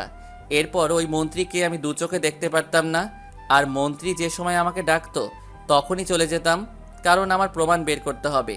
আর এই পর্যন্ত মন্ত্রীর থেকে প্রায় 20 কোটি টাকার মতো নিছি। সবগুলো টাকা গরিবদের হক ছিল, তাই ওই টাকা দিয়ে আমি গরিবদের জন্য এত কিছু করে যাচ্ছি। আমি প্রায় অনেক প্রমাণ জোগাড় করেছি। এসব প্রমাণ জোগাড় করতে আন্টিও আমাকে সাহায্য করেছে। তো কি প্রমাণ জোগাড় করছি সেটা সময় হলে জানতে পারবেন। দেখতে দেখতে 10টা দিন চলে গেল। এখন মোটামুটি সুস্থ আছি, হাতটা নাড়াচাড়া করতে পারছি, কিন্তু গাটা এখনও শুকায় নাই। আজকে পায়েল, আমি আর রাইসা মার্কেট করতে এসেছি। এখানে আসার সময় কোনো জামা কাপড় নিয়ে আসি নাই। রাফি 2 সেট জামা কিনে এনে দিছে, কিন্তু সেটা আমার পছন্দ হয়নি। কোনো রকম 10টা দিন পরেছি। আমার সাথে প্রায় 10টা গাড়ি লোক এসেছে, তারা সবাই মার্কেটের সামনে পাহারা দিচ্ছে। পায়েলের জন্য কিছু জামা কাপড় নিলাম, রাইসার জন্য নিলাম। হঠাৎ একটা নেকলেসের ওপর চোখ যায়। আমার নেকলেসটা অনেক পছন্দ হয়েছে, তাই পায়েল এবং রাইসার চোখ ফাঁকি দিয়ে নেকলেসটা কিনে নিলাম। এটা পায়েলকে ভালো বানাবে। কেনাকাটা সব শেষ, তখন মনে পড়ল শ্বশুর শাশুড়ির জন্য তো কিছুই নিলাম না। তারপর শ্বশুর শাশুড়ির জন্য কিছু মার্কেট করলাম, সব কিছু কেনাকাটা শেষ করলাম। তারপর পায়েলকে বললাম, পায়েল তোমার কি আর কিছু লাগবে? যদি লাগে বলো। আর রাইসা মামুনি, তোমার আর কিছু লাগবে? আব্বু, আমার ওই বড় পুতুলটা লাগবে। পুতুলটা দেখতে অনেক সুন্দর। ঠিক আছে মামুনি, আমি এখনই কিনে দিচ্ছি তোমাকে। রাসেল, আমাকে ওই নুপুর জোড়া কিনে দাও। আমি ঠিক আছে বলে রাইসার পুতুল এবং পায়েলের নুপুর কিনে দিলাম। এর ফাঁকে রাফির জন্য কিছু কেনাকাটা করলাম। সব কিছু শেষ করে মার্কেট থেকে বেরিয়ে আসতেই হঠাৎ আমাদের সামনে একজন মহিলা আসলো এবং ওনার সাথে আরও 2জন মানুষ ছিল। তাদের দেখে মাথায় রক্ত উঠে গেল। তারা এখানে কেন আর আমার সামনে আসলো কেন? আমি তো এখন তাদের কাউকে চিনি না। আপনারা হয়তো ভাবছেন তারা কারা, যে তাদের দেখে মাথায় রক্ত উঠে গেল। তারা আর কেউ নয়, একজন হচ্ছে আমার গর্ভধারিণী মা এবং বাকি 2জন হচ্ছে আমার মামা মামি। আম্মু আমাকে দেখে বলল, রাসেল, তুই এতদিন কোথায় ছিলি? আমি দেশে এসে তোকে অনেক জায়গায় খুঁজেছি, কিন্তু কোথাও পাইনি। তুই আমাকে ক্ষমা করে দে। তোর বাবার সাথে ঝগড়া করে তোকে ফেলে বাইরে চলে গেছি, তাও আবার তোদের না জানিয়ে। আপনি কে? আপনাকে তো আমি চিনি না। আমার আব্বু আম্মু তো অনেক আগেই আমার কাছে মারা গেছে। রাসেল, তুমি এটা কি বলছো? তোমার আম্মু না হয় তোমাকে ফেলে চলে গেছে, তাই বলে তুমি তাদের মৃত বলবে? তোমার আম্মু তার ভুল বুঝতে পেরেছে, তুমি তাকে ক্ষমা করে দাও। তোমার আম্মু দেশে এসে তোমাকে অনেক জায়গায় খুঁজেছে, তোমার জন্য অনেক কান্নাকাটি করে। প্লিজ তুমি তোমার আম্মুকে ক্ষমা করে দাও। ক্ষমা? সেটা আমি কখনো করব না। তারা নিজেদের স্বার্থে আমাকে ফেলে রেখে যে যার মতো চলে গেছে, একটাবার আমার কথা চিন্তা করে নাই। আমি তাদের কাছে এতই বোঝা হয়ে গেছি। আমি কি করব? তোর আব্বুর কারণে আমি বাইরে চলে গেছি। তোর আব্বু বাহিরের মেয়েদের সাথে হোটেলে রাত কাটায়, সেটা নিয়ে তোর আব্বুর সাথে প্রতিদিন ঝগড়া করি, কিন্তু তোর আব্বু ভালো হয় না। তাই বাসা থেকে বেরিয়ে আসার আগের দিন তোর আব্বুর সাথে কথা কাটাকাটির মধ্যে দিয়ে তোর আব্বু আমাকে অনেক মারধর করে। তাই কাউকে না বলে বাসা থেকে বেরিয়ে একটা বান্ধবীর বাসায় চলে যাই। তার কিছুদিন পর কানাডায় চলে যাই। তোর কথা অনেক মনে পড়েছে। কয়েক বছর যাওয়ার পর আর থাকতে না পেরে বাংলাদেশে চলে আসি। এসে তোকে অনেক জায়গায় খুঁজেছি, কিন্তু কোথাও পাইনি। আজকে তোর মামাতো বোন রিয়ার জন্য বিয়ের মার্কেট করতে আসি। হঠাৎ দেখি তুই মার্কেট থেকে বেরিয়ে আসছিস। আম্মু এতক্ষণ কথাগুলো বলতেই চোখের পানি দিয়ে পুরো শাড়ি ভিজে ফেলছে। তখন আমি বললাম, এতই যদি আমার কথা মনে পড়তো তাহলে অবশ্যই ফিরে আসতে, কিন্তু তুমি আসলে না। এখন তুমি অনেক দেরি করে ফেলছো। আমার দুনিয়া আপন বলতে কেউ নেই। বাংলাদেশের মানুষ এখন আমার আপনজন। তাদের সাথে বাকিটা জীবন কাটিয়ে দিতে চাই। তারা সবাই আমাকে অনেক ভালোবাসে। তারা এখন আমাকে এক নামে চিনে, মাফিয়া কিং রাসেল। আজ আমি মাফিয়া হয়েছি তোমাদের কারণে। আমার জীবনটা তোমরা ধ্বংস করে দিছো। তোমরা যদি এমনটা না করতে তাহলে আমার জীবনটা সুন্দরভাবে চলতো। আমি তো বলছি আমার ভুল হয়ে গেছে, এইবারের মতো ক্ষমা করে দে। আমি কথা দিচ্ছি আর কখনো তোকে ছেড়ে কোথাও যাব না। আপনার সাথে কথা বলতে আমার ঘৃণা লাগছে। আপনি আমার সামনে থেকে গেলে আমি অনেক খুশি হব। তার মানে তুই সেই মাফিয়া কিং রাসেল? তোর নাম অনেক শুনেছি কিন্তু কখনো দেখি নাই। আজকে তোকে দেখলাম। তুই যে কাজ করছিস সেটা দেখে অনেক খুশি হয়েছি। একবার কি তোর মাকে ক্ষমা করে দেওয়া যায় না? তাদের তো ক্ষমা আমি কখনো করব না, তার সাথে তোমাদেরও ক্ষমা করব না। আব্বু আম্মু আমাকে ছেড়ে যাওয়ার পর আপনারা আমার একটা বারের জন্য খোঁজখবর নিয়েছেন? আপনারাও তাদের মতো আমার খোঁজখবর নেন নাই। দুঃখিত, আমি আপনাদের সাথে কোথাও যাব না। আপনারা এখান থেকে চলে যান। আপনারা না গেলে আমি চলে যাচ্ছি। পায়েল চলো। আমি আর কোনো কথা না বলে পায়েল আর রাইসাকে নিয়ে গাড়িতে গিয়ে বসলাম। আম্মু এবং মামা মামি এখনও ওখানে দাঁড়িয়ে আছে। আম্মু দাঁড়িয়ে এখনও কান্না করে যাচ্ছে। এতক্ষণ চোখের পানি অনেক কষ্টে আটকে রেখেছি। আম্মুকে আজ প্রায় 5 বছর পর দেখছি। আগের থেকে কেমন শুকিয়ে গেছে, মনে হয় খাওয়া দাওয়া ঠিকমতো করে না। নিজের চোখ দিয়ে জোরে জোরে পানি পড়তে লাগলো। আমার সাথে কেন এমন করছো? আমি তো কোনো অপরাধ করি নাই, তাহলে কেন আমাকে ছেড়ে চলে গেলে? তোমাদের জন্য আমার মনে এখন ভালোবাসা নেই, আছে শুধু বুক ভরা ঘৃণা। গাড়ি নিয়ে বাসায় যেতে লাগলাম।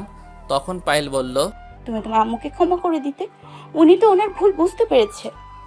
কি করে ক্ষমা করি বলো? তাদের জন্য আজ আমি এই পথে এসেছি। তারা যদি সুন্দরভাবে চলতো তাহলে আমাকে এই দিন কখনো দেখতে হতো না। এখানে তো তোমার আব্বুর কারণে তোমার আম্মু চলে গেছে, দোষ তো তোমার আব্বুর, তোমার আম্মু তো কোনো দোষ করেনি। ওনাকে তো আমি সামনে ফেলে নিজ হাতে গুলি করে মারবো। ওনার জন্য আজ এত কিছু হয়েছে। আমি বলি কি, তোমার আম্মুকে ক্ষমা করে দাও। উনি তো তোমার আব্বুর জন্য বাসা থেকে বেরিয়ে গেছে, শাস্তি দিলে তোমার আব্বুকে দাও। ওনাকে তো দিবই, কিন্তু আম্মুর ওপর রাগ উঠেছে। কারণ আমার কথা যখন মনে পড়ছে তাহলে ফিরে আসে নাই কেন? এত বছর পর কেন আসলো? পায়েল আর কোনো কথা বলল না। কিছুক্ষণ পর বাসায় চলে আসলাম। পায়েল রাইসাকে কোলে নিয়ে ভিতরে চলে গেল। আমি গাড়ি পার্কিং করে বাসার ভিতরে চলে আসলাম। আমার লোক সবগুলো জিনিসপত্র নিয়ে ভেতরে আসলো। রাতে খাওয়া দাওয়া করার পর পায়েলকে বললাম তাদের ছাদে একটু আসতে। আমি ছাদে গিয়ে এক কোণে দাঁড়িয়ে আকাশের দিকে তাকিয়ে আছি। কিছুক্ষণ পর পায়েল ছাদে এসে আমাকে পিছন থেকে জড়িয়ে ধরলো। আমিও পায়েলকে জড়িয়ে ধরলাম। তখন পায়েল বলল, তাই এবার বলো, হঠাৎ ছাদে আসতে বললে কেন? তোমার জন্য একটা জিনিস কিনেছি, সেটা দেওয়ার জন্য আসতে বললাম। জিনিসটা কি যদি আমাকে দেখাতে? আগে তুমি চোখটা বন্ধ করো, তারপর তোমার জিনিসটা দিব। পায়েল ঠিক আছে বলে চোখ বন্ধ করলো। তখন আমি পকেট থেকে নেকলেসটা বের করে পায়েলের গলায় পরিয়ে দিলাম। তারপর বললাম চোখ খুলতে। আমি মোবাইল বের করে ক্যামেরা চালু করে পায়েলের সামনে ধরলাম। পায়েল চোখ খুলে তার গলায় নেকলেসটা দেখে বলল, নেকলেসটা অনেক সুন্দর, তুমি কখন কিনলে নেকলেসটা?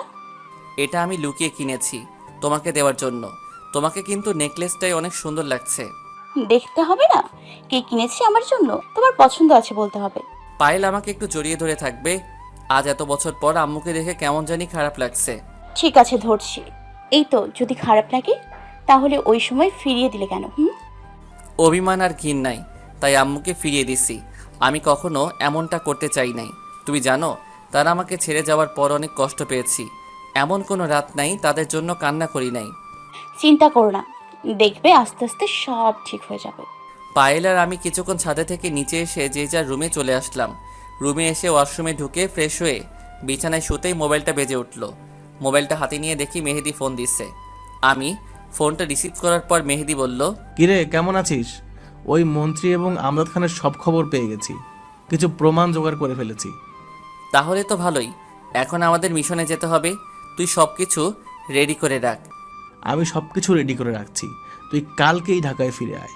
আমজাদ খান এখন ঢাকায় আছে। ঠিক আছে, তাহলে আমি কালকে সবাইকে নিয়ে ঢাকায় ফিরে আসছি বলে ফোনটা কেটে দিয়ে ঘুমিয়ে পড়লাম। পরের দিন সকালে হঠাৎ বুকটা কেমন ভারী ভারী লাগছে। চোখ খুলে দেখি পায়েল আমাকে জড়িয়ে ধরে শুয়ে আছে। পায়েলের চেহারার দিকে তাকিয়ে দেখি কেমন যেন মায়া আছে। আমি পায়েলের কপালে একটা চুমু দিলাম। সাথে সাথে পায়েলের ঘুম ভেঙে গেল। তখন পায়েল বলল, আমাকে চুমু দিলে হবে না, আমাকে এখন একটা কিস করতে হবে। আমি আজকে তোমার কোনো কথা শুনবো না। তার মানে তুমি ঘুমিয়ে নেই, এতক্ষণ সজাগ ছিলে? ঠিকই ধরেছো, আমি এতক্ষণ সজাগ ছিলাম। আমি দেখতে চেয়েছি তুমি আমাকে দেখে কি করো। এখন কোনো কথা না বলে আমাকে কিস করো। কি আর করার, এমনিও পায়েলের ঠোঁটের দিকে নিজেকে ধরে রাখতে পারলাম না।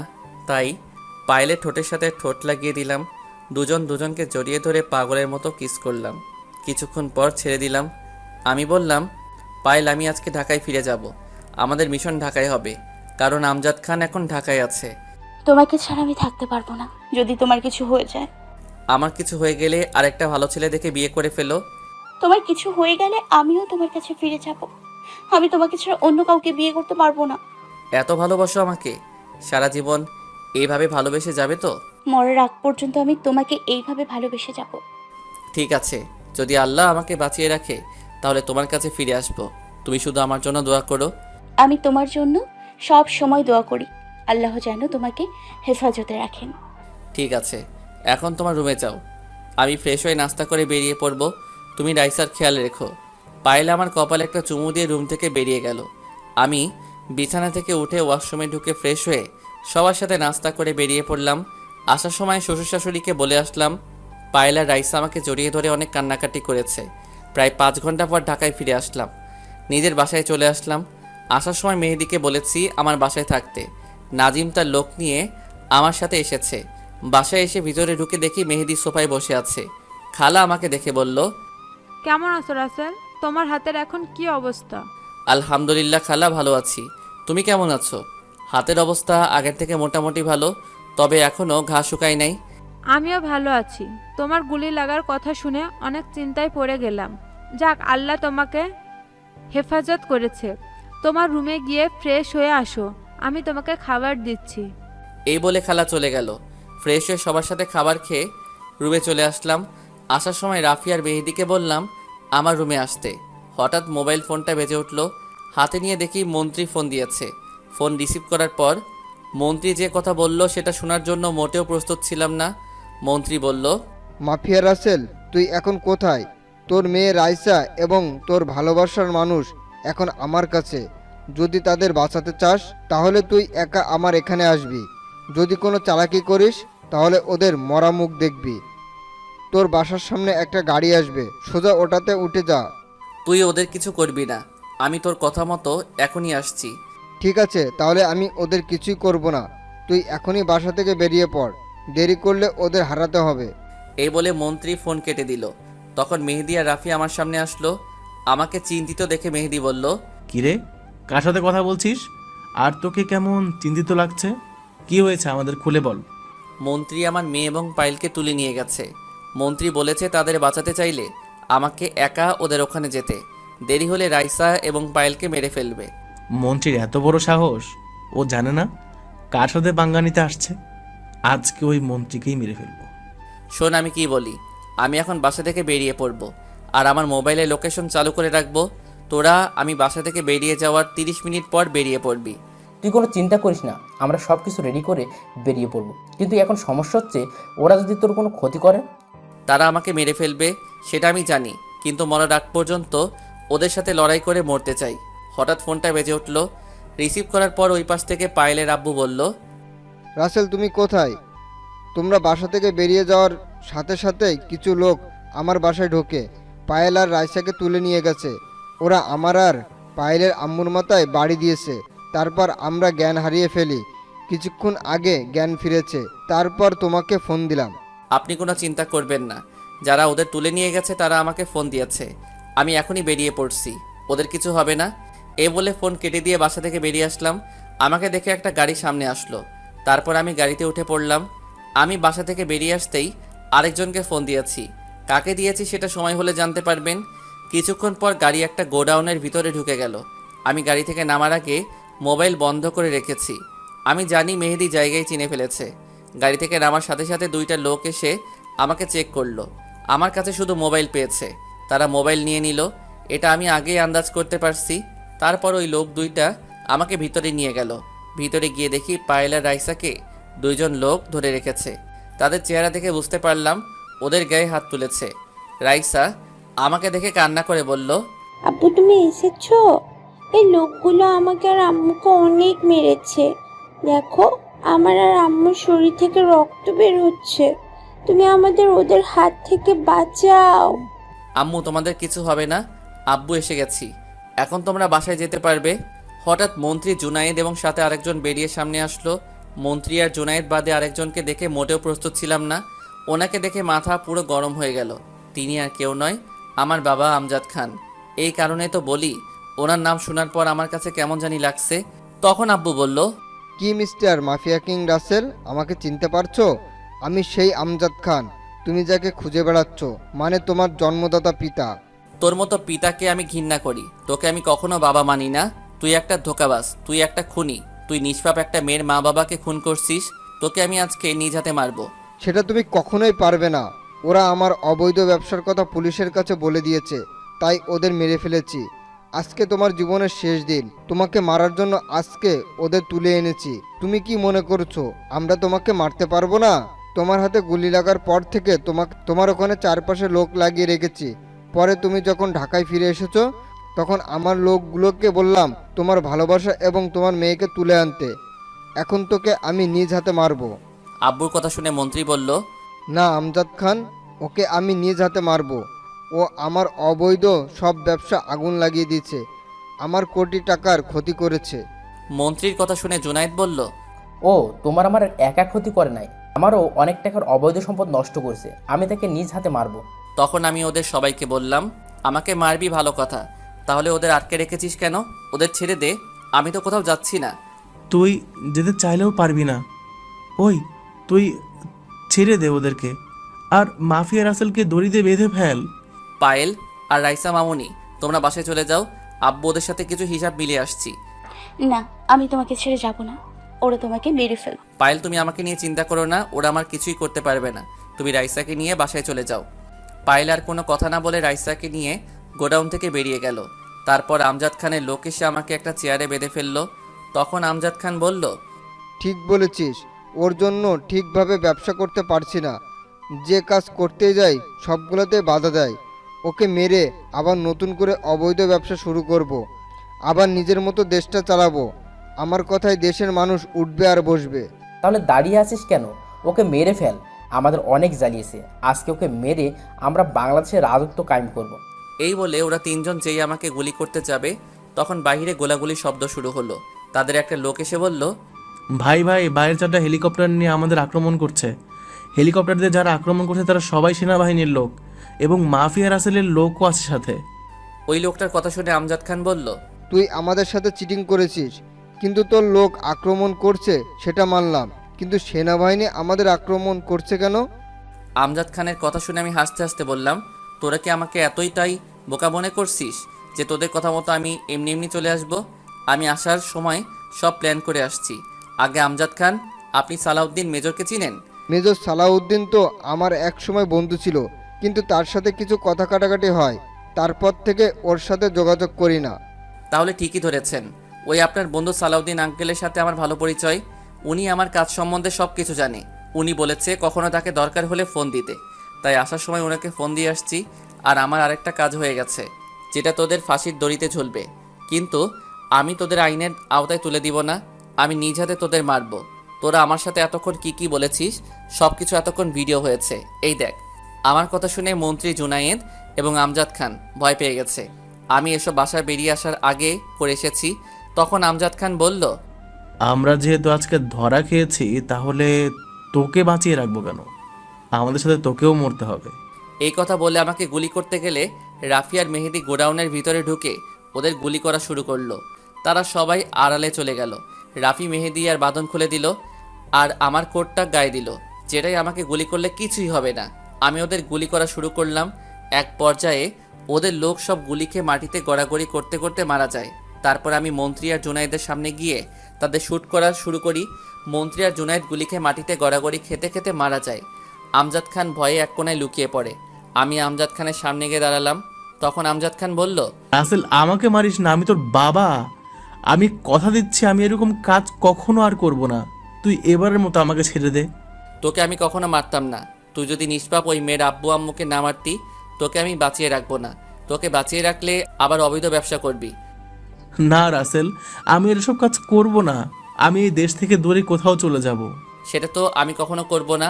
আইনের আওতায় তুলে দিলে তোকে ফাঁসির রায় কার্যকর করবে, কিন্তু আমি তোকে আইনের আওতায় তুলে দিব না। তোকে আমি নিজ হাতে মারবো। এই যেই না গুলি করতে যাব, ঠিক তখনই সালাউদ্দিন আঙ্কেল এসে আমার হাত থেকে গুলি ফেলে দিল। তখন তিনি বললেন, রাসেল, তুমি আইন নিজে হাতে তুলে নিও না, আদালত ওকে ফাঁসি রায় দিবে।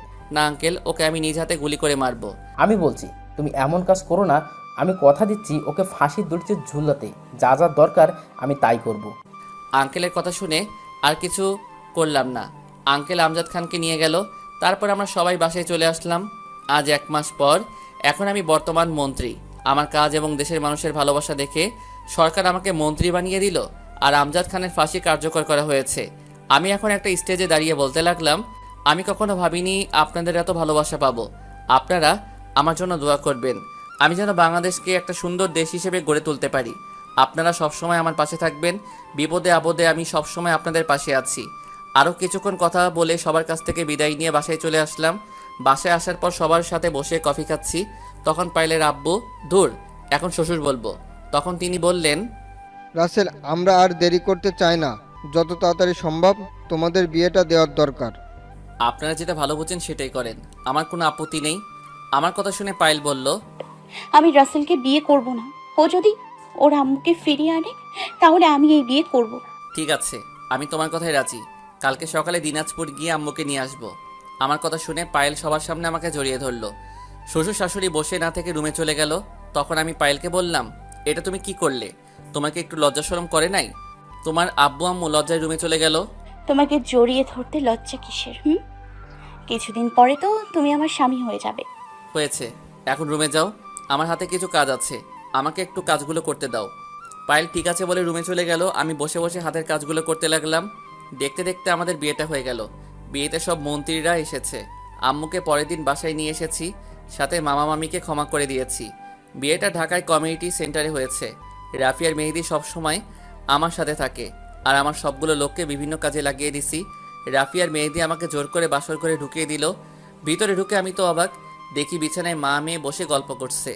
আমাকে দেখে রাইসা বলল, আব্বু, তুমি এসেছো, আজকে আমি অনেক খুশি আমার মামুনিকে পেয়ে। ঠিক আছে মামুনি, এখন তুমি তোমার দাদির কাছে যাও। ও থাকলে সমস্যা কোথায়? আমি রাইসাকে যেতে দিব না। না আম্মু, আজকে তোমাদের সাথে আমি থাকবো না, আমি দাদির কাছে থাকবো, দাদির রুমে একা একা। ঠিক বলছো মামুনি, তুমি তোমার দাদির কাছে যাও। রাইসার কোনো কথা না বলে রুম থেকে বেরিয়ে গেল। আমি দরজা বন্ধ করে বিছানার কাছে গেলাম। তখন পায়েল বলল, এই, তুমি বিছানায় উঠবে না, আগে তোমার পা ধরে সালাম করব। এই বলে পায়েল বিছানা থেকে নেমে আমার পা ধরে সালাম করতে আসলে তাকে বুকে জড়িয়ে নিলাম। তখন আমি বললাম, এই পাগলি, তোমার স্থান পায় না, তোমার স্থান আমার বুকে। এইভাবে সারা জীবন আঁকড়ে রাখবে তো? কখনো ছেড়ে যাবে না তো? তুমি যদি আমাকে ছেড়ে যাও তাহলে আমি বাঁচবো না। আর একবার মরার কথা বললে মাথা ফাটিয়ে দিব। আমার এমন সুন্দরী বউ ছেড়ে আমি কোথাও যাব না। ঠিক আছে, এখন কথা না বলে অজু করে আসো, দুজন 2 রাকাত নফল নামাজ আদায় করব। আমি আর কোনো কথা না বলে ওয়াশরুমে ঢুকে উজু করে আসলাম। আমার সাথে পায়েলও উজু করে আসছে। দুজনে 2 রাকাত নফল নামাজ আদায় করলাম। তারপর পায়েলকে কোলে করে বিছানায় বসালাম। আমি পায়েলের শরীর থেকে গহনা খুলতে লাগলাম। গহনা খুলে পায়েলকে বিছানায় শুইয়ে দিয়ে ওর পুরো শরীরে কিস করতে লাগলাম। পায়েলের ঠোঁটের সাথে ঠোঁট লাগিয়ে কিস করতে লাগলাম। আস্তে আস্তে পায়েলের শরীরের শাড়ি খুলে ফেললাম। তারপর দুজন দুজনের ভিতরে হারিয়ে গেলাম। আর দেখা লাগবে না, অনেক দেখেছেন। সবাই আমাদের জন্য দোয়া করবেন। এখন আমি দেশের কাজের জন্য দেশে এবং দেশের বাইরে বিজি। পায়েল, আম্মু আর রাইসার সবসময় খেয়াল রাখে।